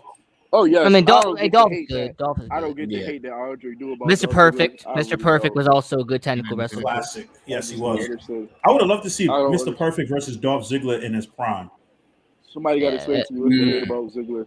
Like, they would have both been bumping all over the place. I could imagine that. Right. Hey, let me ask this. When it comes to Shane McMahon, I know he's not a technical wrestler. That's not part of the question. When it comes to putting his body on the line, when it comes to sacrificing himself in form of entertaining us, is there no person probably better than Shane McMahon? I would say Jeff Hardy is a close. Jeff Hardy. I would say Darby Allin. Because I went back and watched some of Shane McMahon's matches. Let me ask you a question. Let me ask you a question. Who's jumping off of higher things? Darby, Shane, or fuck that? Who's just jumping off of higher things? Darby or Shane? Darby Allin. I think Darby Allin. I got Shane. Jump off of 40 foot. Okay, Darby, Shane, and Jeff. Who's the three jumping off of something higher? Did you see Jeff Hardy? First of all, did you see what is that what is that thing at the top of the stage? It's like at the very top. The top of the Titantron? Like, we would have stayed. Like, no, he was higher than that. Whatever Jeff Hardy was on top of that, he was higher than that. He jumped all the way from that. I think he was fighting Edge. He jumped all the way from that down to the ground with a swanton, bro. You don't think Darby would do something? You don't think Darby would try a coffin drop off of that? Oh, he would. No, he would. No, I would agree. I agree. This dude got wrapped up in a body bag and dragged. Yeah. Hey, what about Rob Van Dam with what the stuff he used to do in ECW? Does anybody remember when like Rob Van Dam literally jumped, I think, from the third deck on a Tommy Dreamer? Oh, that's like okay. So that's like when Bam Bam threw Spike from the ring to like the fourth row. Yeah. By the way, I watched the recent New Japan Pro Wrestling, the Strong thing they did. And the fact that they used the ECW arena and you had Eddie Kingston, you had John Moxley, you had him in that tag match against Suzuki and Archer. I thought that was awesome. Yeah. I feel like that feud is going on way too long. I mean, it probably has, but still. I just thought it was cool. I thought it was cool when Moxley ripped off a door and started beating the crap out of Archer with it. I love that type of brutality. They didn't do him right in WWE. I like Archer. I grew to like him. He was good. I grew to like him. I actually grew to like him. Archer. I actually like Archer a lot. WWE had him look as a joke. Vance Archer, he was a joke. When he became Lance Archer, well, I get to see how serious, what he can really do. And what he really can do. I'll be honest with you, if Tony Khan was smart, he would just go sign Harry Smith and just reunite him and Archer and let them be Murder Elite Squad again. Yeah. Just let them run. Just let them run crazy in the tag division. I don't disagree. Yeah, because then they can go back and forth in AEW and New Japan since they have the partnership. It works out better for both of them. Then you bring in the Briscoes. I think AEW probably doesn't really need any more tag teams, but I figure you bring in probably the Briscoes. You bring in those two. That's all the teams you need. Okay, but how big does the AEW roster have to get though? Like someone brought this up and they made an. They need another show. Like they need they need to split the rosters. They need more titles. They need more shows. They need to split the rosters. Well, I think the biggest problem that AEW is about to have, and someone said this so perfectly, I couldn't say it any better. The more you expand the roster, the more you have to give them something to do. The less time you have to give certain segments, less promo time you have to give certain wrestlers. The more you expand and the more you buy talent, that means the more money you have to bring in. The debt to income ratio, obviously DTI. The thing with AEW is do not become WCW 1997. For the love of God, do not become WCW 1997 and just sign every single ex-WWE guy to these insane contracts that you're eventually going to have to backload because you're not making enough money in 2 to 3 years. Right. Because that's what WCW ended up doing. Because around 1997, they started signing all these names to contracts that they couldn't afford by the year 2000. So I'm just saying, I hope AEW doesn't fall into that trap, because somebody said that what if Vince McMahon is playing 4D chess? He's just releasing all these wrestlers so AEW buys them and then is not able to make enough money in 2 or 3 years. I can see it. Like real. Well, Vince kind of alluded to that in that business thing when he said that he hoped to help them out in the future with more talent. So you kind of, I think Vince is kind of thinking that, but unless they all working on the same page behind the scenes, right? Like it wouldn't be shocking though. Yeah, so I'm saying in the world of wrestling, it wouldn't surprise me at this point. I mean, he did it with TNA. A lot of people forget that around 2008, 2009, WWE released like 50 wrestlers, and like 25 of them went to Impact and signed these deals that eventually they had to let go of 2 or 3 years later. Wouldn't surprise me. Like, I know Vince McMahon's getting old, but the one thing about him is he knows business. Like, he knows what it takes to run somebody out of business. He's done it before. They make money. Rich man. So rich. You still okay? So how many? So what do you think? If you had to choose of this free agent classes that they have now, there's 5 wrestlers Tony Khan could sign, and that's all he could sign. Who would the top 5 be?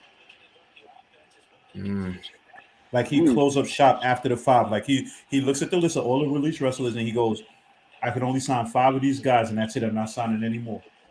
Who would his top 5 be? Well, I would have to look at all the releases because I only know like a few of them off the top of my head. But based off of what I know, I'm going to say that when it comes to AEW, Keith Lee would be something that I definitely would take. Yeah, I think Keith Lee the top draft pick.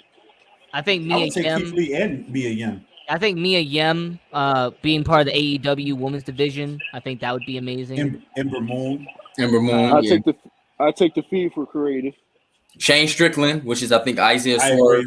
agree. And he would make a great TNT champion. And then I know. Wait, hold on. Would you bring him in alone, or would you bring all the hit row? I would bring him in alone. Yeah. What about you? Said who? Would you bring Shane Strickland in by himself, or you bring all the hit row with him? I'll bring him in by himself, Strickland. Now, who was Shane Strickland? I don't know. Isaiah Swerve. Yeah, Isaiah Scott. He was Shane Strickland in Ring of Honor. Oh yeah, I would bring him by himself, of course. I actually hated that WWE used to. I could see if they had just released the like hit row like the other 3, but releasing what's the name was just like why release Scott? Scott was the best out the group. And I think what's name was pretty good too. Actually, people liked him. Shotzi Adonis, he was nice. You know, he was decent. I would sign Harry Smith because of the whole background thing. You know, when it comes to behind the scenes, he's really good. You know what? Not for nothing, bringing Harry Smith in right now would be perfect, considering they're about to do this Owen Hart Cup. Yeah, I didn't think about that. And then I'm gonna say this because you said free agents. You didn't just say WWE. You said free agents. Yeah, free agents. What about Jeff Cobb? Because he technically isn't signed full-time in New Japan Pro Wrestling. He makes sporadic appearances. See, the only thing about that is the big guys really don't work well in AEW, and that's the only problem I have we with. Discussed that already. Yeah. Big guys. Jeff Cobb's worked in Lucha. He's worked in Ring of Honor. He's worked in New Japan. I think he'd do good in AEW. Yeah, but the thing is, it's not the problem with him. It's just AEW don't book big men well. Like Brian Cage been off of TV for God knows how long. But it ain't making it any better with his wife or her comments either. Yeah, that's true too. Lance Archer, I mean, he hasn't really been booked out. I know he's been out for that concussion after he did that moonsault, but it just seemed like the big men just really don't go well. And Except unless you're Luchasaurus. I'm sorry, unless you him. He's been booked pretty well. They look like they don't go well wrestling, period. They definitely don't work in WWE either. They don't work in WWE. You see Strowman out of there. Strowman gone. They thought Strowman was supposed to be this. Yeah, Strowman. Almost to be gone in a year. Yeah. He need to go now. I'm sorry. Hey, what about Chris Bay? I mean, he's currently with Impact Wrestling, but what about him? I don't know, because then I see Chris Bay and then I look at Shane Strickland. I'm like, it's the same guy. Right. I mean, that's true. Since the Ring of Honor things happen, why don't you just grab Jonathan Gresham or grab Flip Gordon? He about to start his own promotion. Whole entire Yeah, roster. Gresham starting his own promotion.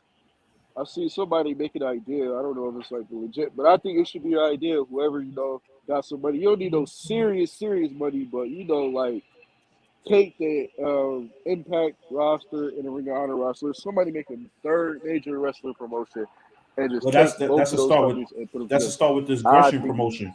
That Terminus. That supposedly that's a new promotion he's coming out with. But I think if you ask me, I think Terminus is gonna end up being rebranded as what the new Ring of Honor.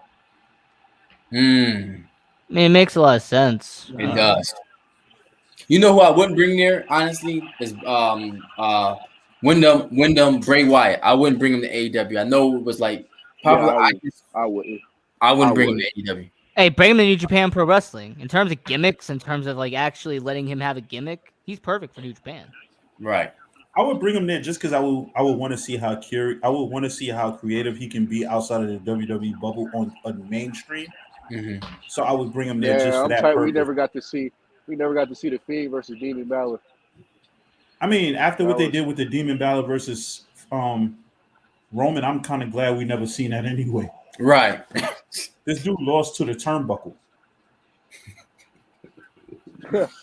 I can't remember who else is like in Ring of Honor that could go. What about PJ Black or Justin? Okay. So I see PJ Black as I see Matt Sydal. I see them as the same, so I wouldn't bring him there. It's just having the same guy right there. Who's the guy on Impact? Moose. How about Moose? I mean, I know Impact Wrestling and AEW technically have a partnership, but it would be easy to bring him over. I would like Moose for a purpose of just coming in and attacking somebody like a Hangman. But then the problem with that is that one of the champions got to lose. Right. He's just not a legit. Like, I don't know. There's something about him. Like, I just don't take him serious. Moose is definitely up. Moose is. I like his Steve. But I just don't I don't really take him serious. That's my man's right there. Moose is my man. See, I've been rocking with Moose ever since he debuted in Impact years ago. His theme always been a pop, though. I love his themes. Both themes. His theme when he was a face, his theme now as a heel.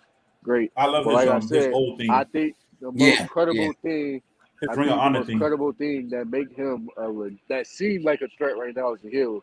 The only thing that make him seem like a threat right now is the heel is because he called out everybody in every single company. Yeah, but he was everybody.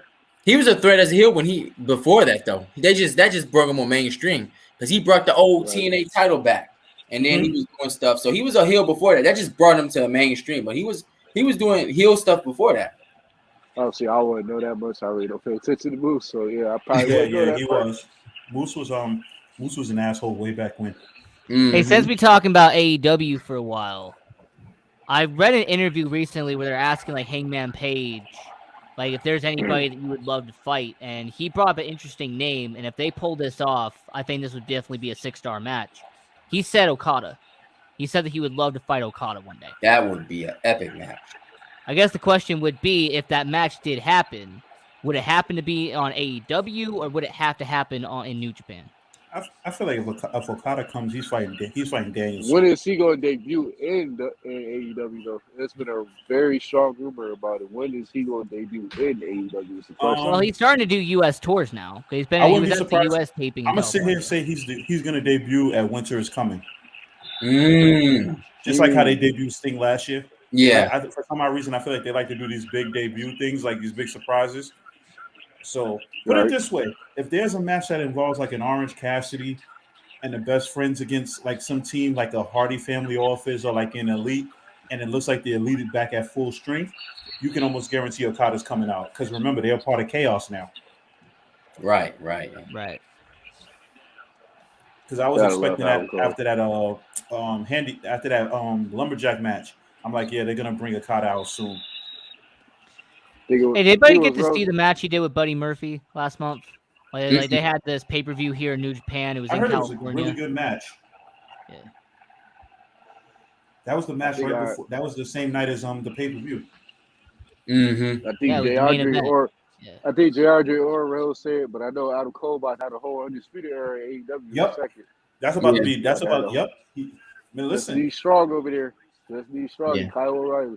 O'Reilly's contract expires, I think, this week. Yeah. He can be in AEW. He can be on Dynamite next Wednesday. That's true. I think Gargano gonna be in AEW too. And I know he signed a week extension, and he now it's the 10th. Right. I think he's gonna be in AEW too. That's the thing. I don't know if I want him in AEW. Yeah, I don't know, man. Don't get me wrong, I like Gargano, but it's getting to a point now where they're gonna have to add like a cruiserweight title or something. Yeah, they need more titles in AEW and more shows. That's why I tell a lot of people like they got WWE in terms of star power, but it's like they don't get enough shows. They don't have enough titles. Definitely not enough shows. They need more shows, need more pay-per-views. I mean, I think what's their biggest show? Full Gear. That's the biggest show AEW got. Full Gear. No, the biggest show I think is All Out. Yeah, All Out. Oh, really? Yeah, All Out. Yeah, definitely. So all right, so they got All Out. They need something like the Royal Rumble, but they don't got to be exactly like the Royal Rumble. They need something like the Money in the Bank. Like that. I like that concept they did before, where it was like the Royal Rumble, but it was like the tag teams though. Right. They need to make that like a legit thing, right? You're right. Wait, so it's kind of similar to New Japan, where they have the World Tag League around there. Yeah. No, because the World Tag League is like a New Japan Cup, right? It's like the G1, right? Essentially, it's the tag team version of the G1 Climax. Yeah. Nah, AEW had a like it was like a casino battle royal, but it was like with tag teams, but it was like a Royal Rumble style. Oh. I forgot what pay-per-view. I think it was this year earlier. I think it was in February pay-per-view. There was like tag I thought teams. Ruby Soho was gonna win. I didn't go front. That the female casino battle royal, I thought Ruby Soho was gonna win. Just because she was debuted, but I mean, I'm sorry.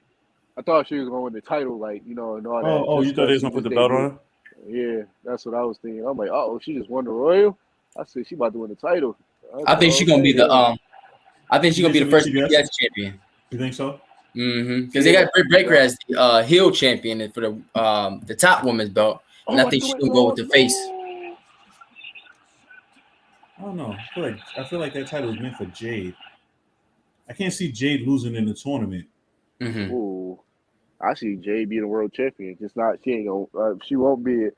She won't be it before Chris Statler or Thunder Rosa apparently. But I see Jade Cargill still waiting in the back, waiting to win the world title. You want to know if I had to book it, I would book it where you would put Jade and Thunder Rosa in the finals. You would have Thunder Rosa winning because Britt Baker tried to come out and interfere and cost her the title, and it backfires. Thunder Rosa winning, and Jade goes after Britt Baker for the title. That's how I would book it. Speaking of her, I still don't think she's all that. I don't think so either. There's something about Britt Baker. I don't know. She just. I don't know. Jade is not all that either. Jade is still green. You can see it. She is. Right, and that's why she's not, that's why they didn't push her for the title. But Britt Baker, I don't know, man. I think her submission move is trash. Like, you just that lockjaw. It's like she doing what Mick Foley did and what the Fiend did. Like, I don't know. Then she stealing the start from Seth Rollins. Like, man. There's so much about Britt Baker. I don't know. She's all right though, but I don't know. She might as well just start using Adam Cole's moves. Right. Like seriously. She did the Panama Sunrise the night he debuted. Yeah, she did. I heard doing the start like Seth Rollins. I think Seth Rollins commented on that, so I forgot what he said. I need to go read that article. It's crazy. Does anybody remember in Ring of Honor when they had the Women of Honor section, and Britt Baker one time came out to Adam Cole's music?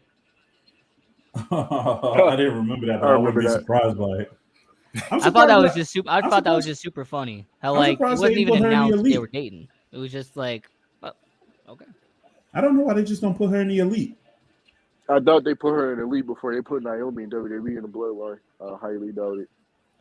Did you hear this week? They was like that Dana Brooke won the 24/7 title because it was a counter to the TBS championship. Oh wow, funny. I thought it was funny how nobody tried to pin her. Yeah, like they were just standing around like, dang, she's a female. What can we do for her? Nah, like Medusa wasn't the 24/7 champ one time, and I think R-Truth rolled her up. Mm-hmm. All right. Well, I feel like a roll up is pretty much all you can do, though. That's like, right. She's gonna lose tomorrow anyway. Yeah. I think it was a golden moment though for Corey Graves and Brian Saxon with it. That was funny. Oh boy, Corey Graves gonna end up pinning Dana Brooke. Watch. Probably the funniest 24/7 championship change right there.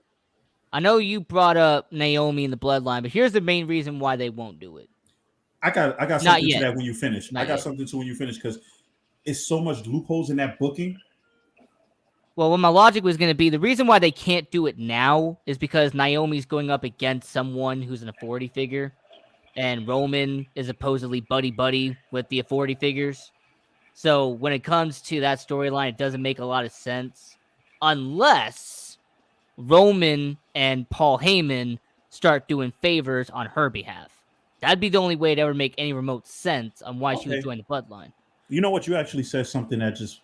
Okay, so I got two things now that you said that. I got a counter on why she should join the bloodline, but go ahead, Rose. Okay, so the loophole with this is, right, if Roman has so much power on SmackDown, why can't she just go to Roman, who happens to be pretty much her family, and make Sonya stop bullying her? Because Roman can literally go right into the office and be like, yo, leave my family alone, and they'll stop. Because she's a face, and in WWE logic, the faces and heels don't talk to each other. Or, now that you said what you said, now a funny thing I thought about, what if the reason why Sonya's picking on her is because of Roman and Paul Heyman? Maybe, you ever think maybe Roman and Paul Heyman don't want her in the family, and therefore they have Sonya bullying her, trying to push her away? I think that's a highly wrong answer, only because Paul Heyman already confirmed that he said who didn't say that Naomi isn't part of the bloodline or they're not looking to recruit her. And not just Naomi, but he said others. And he already put that rumor down about Naomi being, I'm sorry. He already put down a rumor like how you just said, what you just said. You know, they're actually looking, Paul Heyman said they don't have the right timing down just yet. But my to thing counter is, what Rocco said, Rocco said, I think she should join the bloodline because Naomi is she's pretty much green as a face now. I mean, nobody say I'm not taking that finishing move serious no more in the rear view. I'm not taking that serious anymore.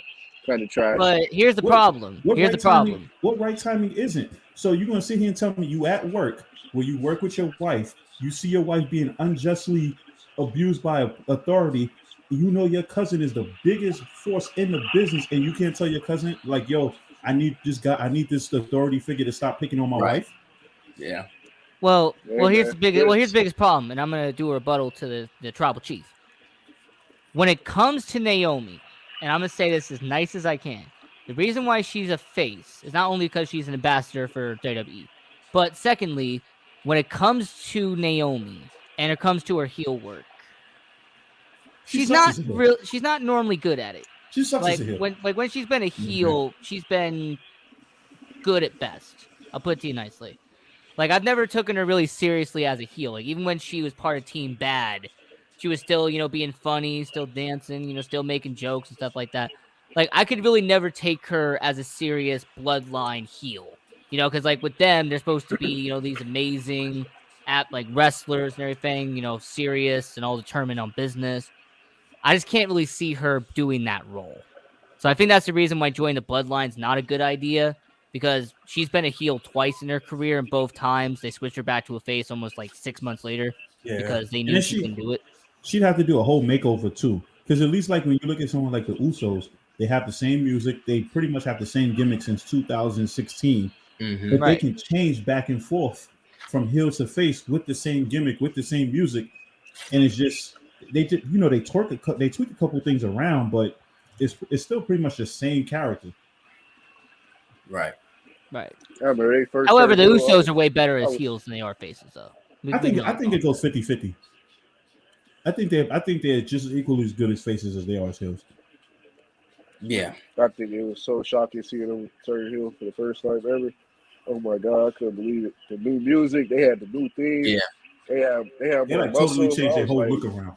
I was like, whoa, the Usos is a heel now? Whoa, look at this. So yeah, I will acknowledge what Reels is saying. When it comes to her having to change her entire gimmick, then maybe it could work. But like I said, the problem is they've done it twice, and both times she wasn't believable. Like they immediately turned her back to a face because like her heel turn really didn't work. I think it might be able to work this time considering who she's aligned with. Right. You know, because now look at it this way. She'll be aligned with Roman. She'll be aligned with the Usos. She's aligned with Heyman, who could probably help her get over that next step when it comes to Heyman will have her promo work as a heel. Phenomenal. Yeah. Immaculate. That's why I think it will work. She might not even have to talk. Heyman might talk for her. Yeah. Exactly. I think it's going to be immaculate.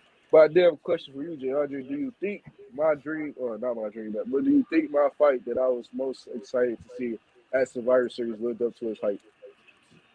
You talking about with Becky and Charlotte? Yes, sir.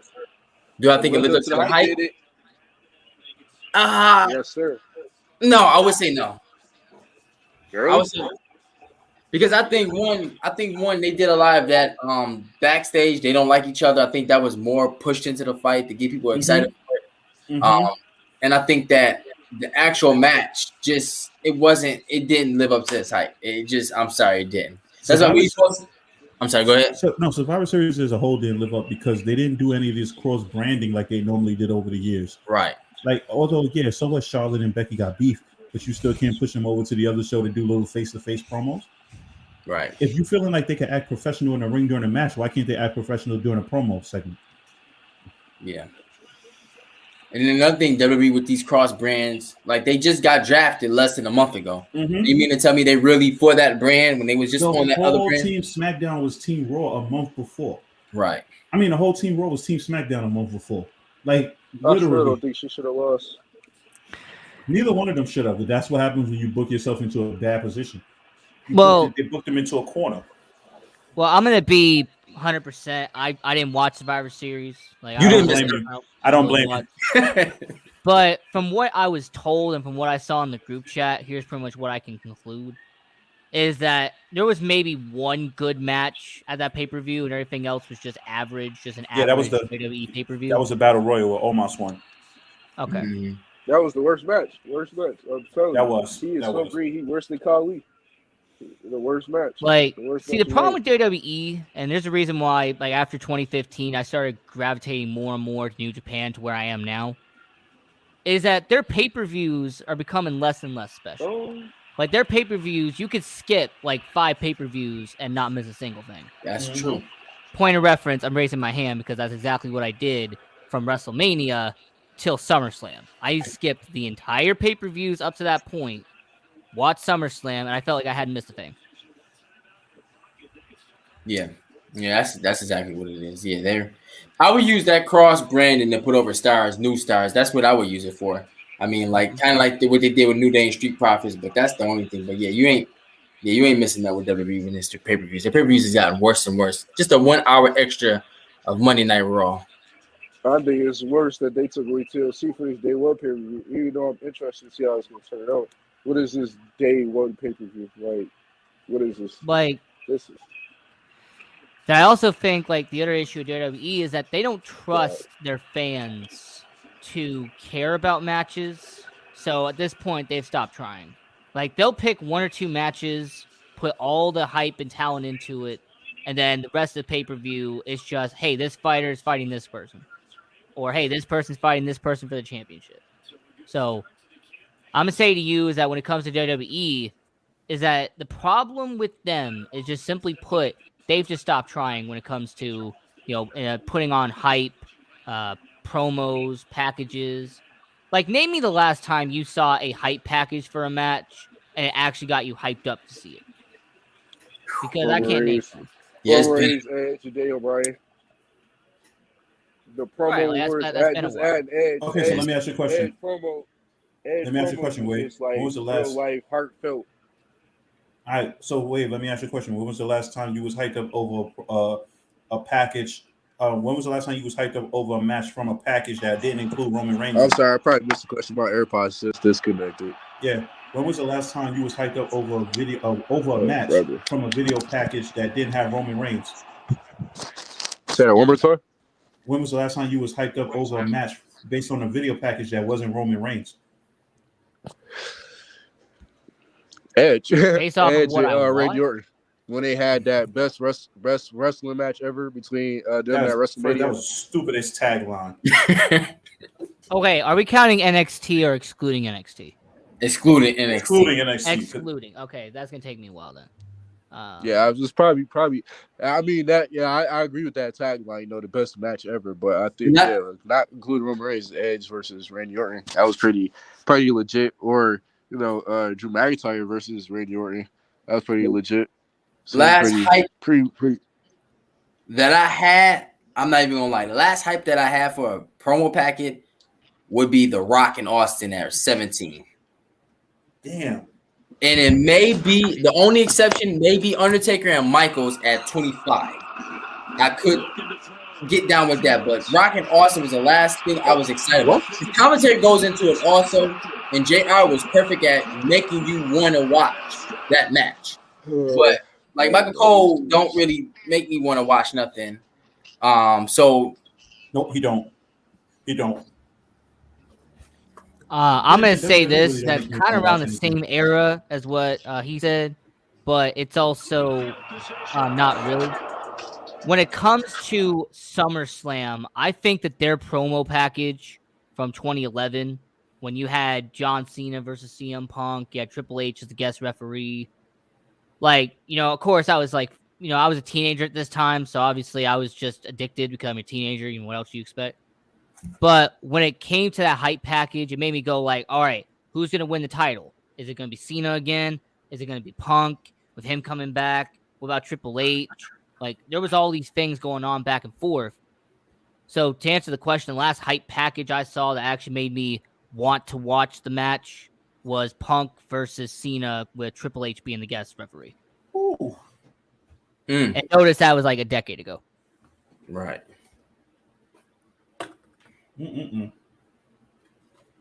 Yeah, goes to show you the product. Goes to show you what this product does. Absolutely nothing. It garners nothing of interest. Right. But yeah, on that note, guys, I'm about to be out. I got an early day tomorrow. So. All right. Yeah, I'm about to sign off too. Gonna sign off too. All right, it was a pleasure, yo. Yeah, same here. Y'all have a good night. All right, yo.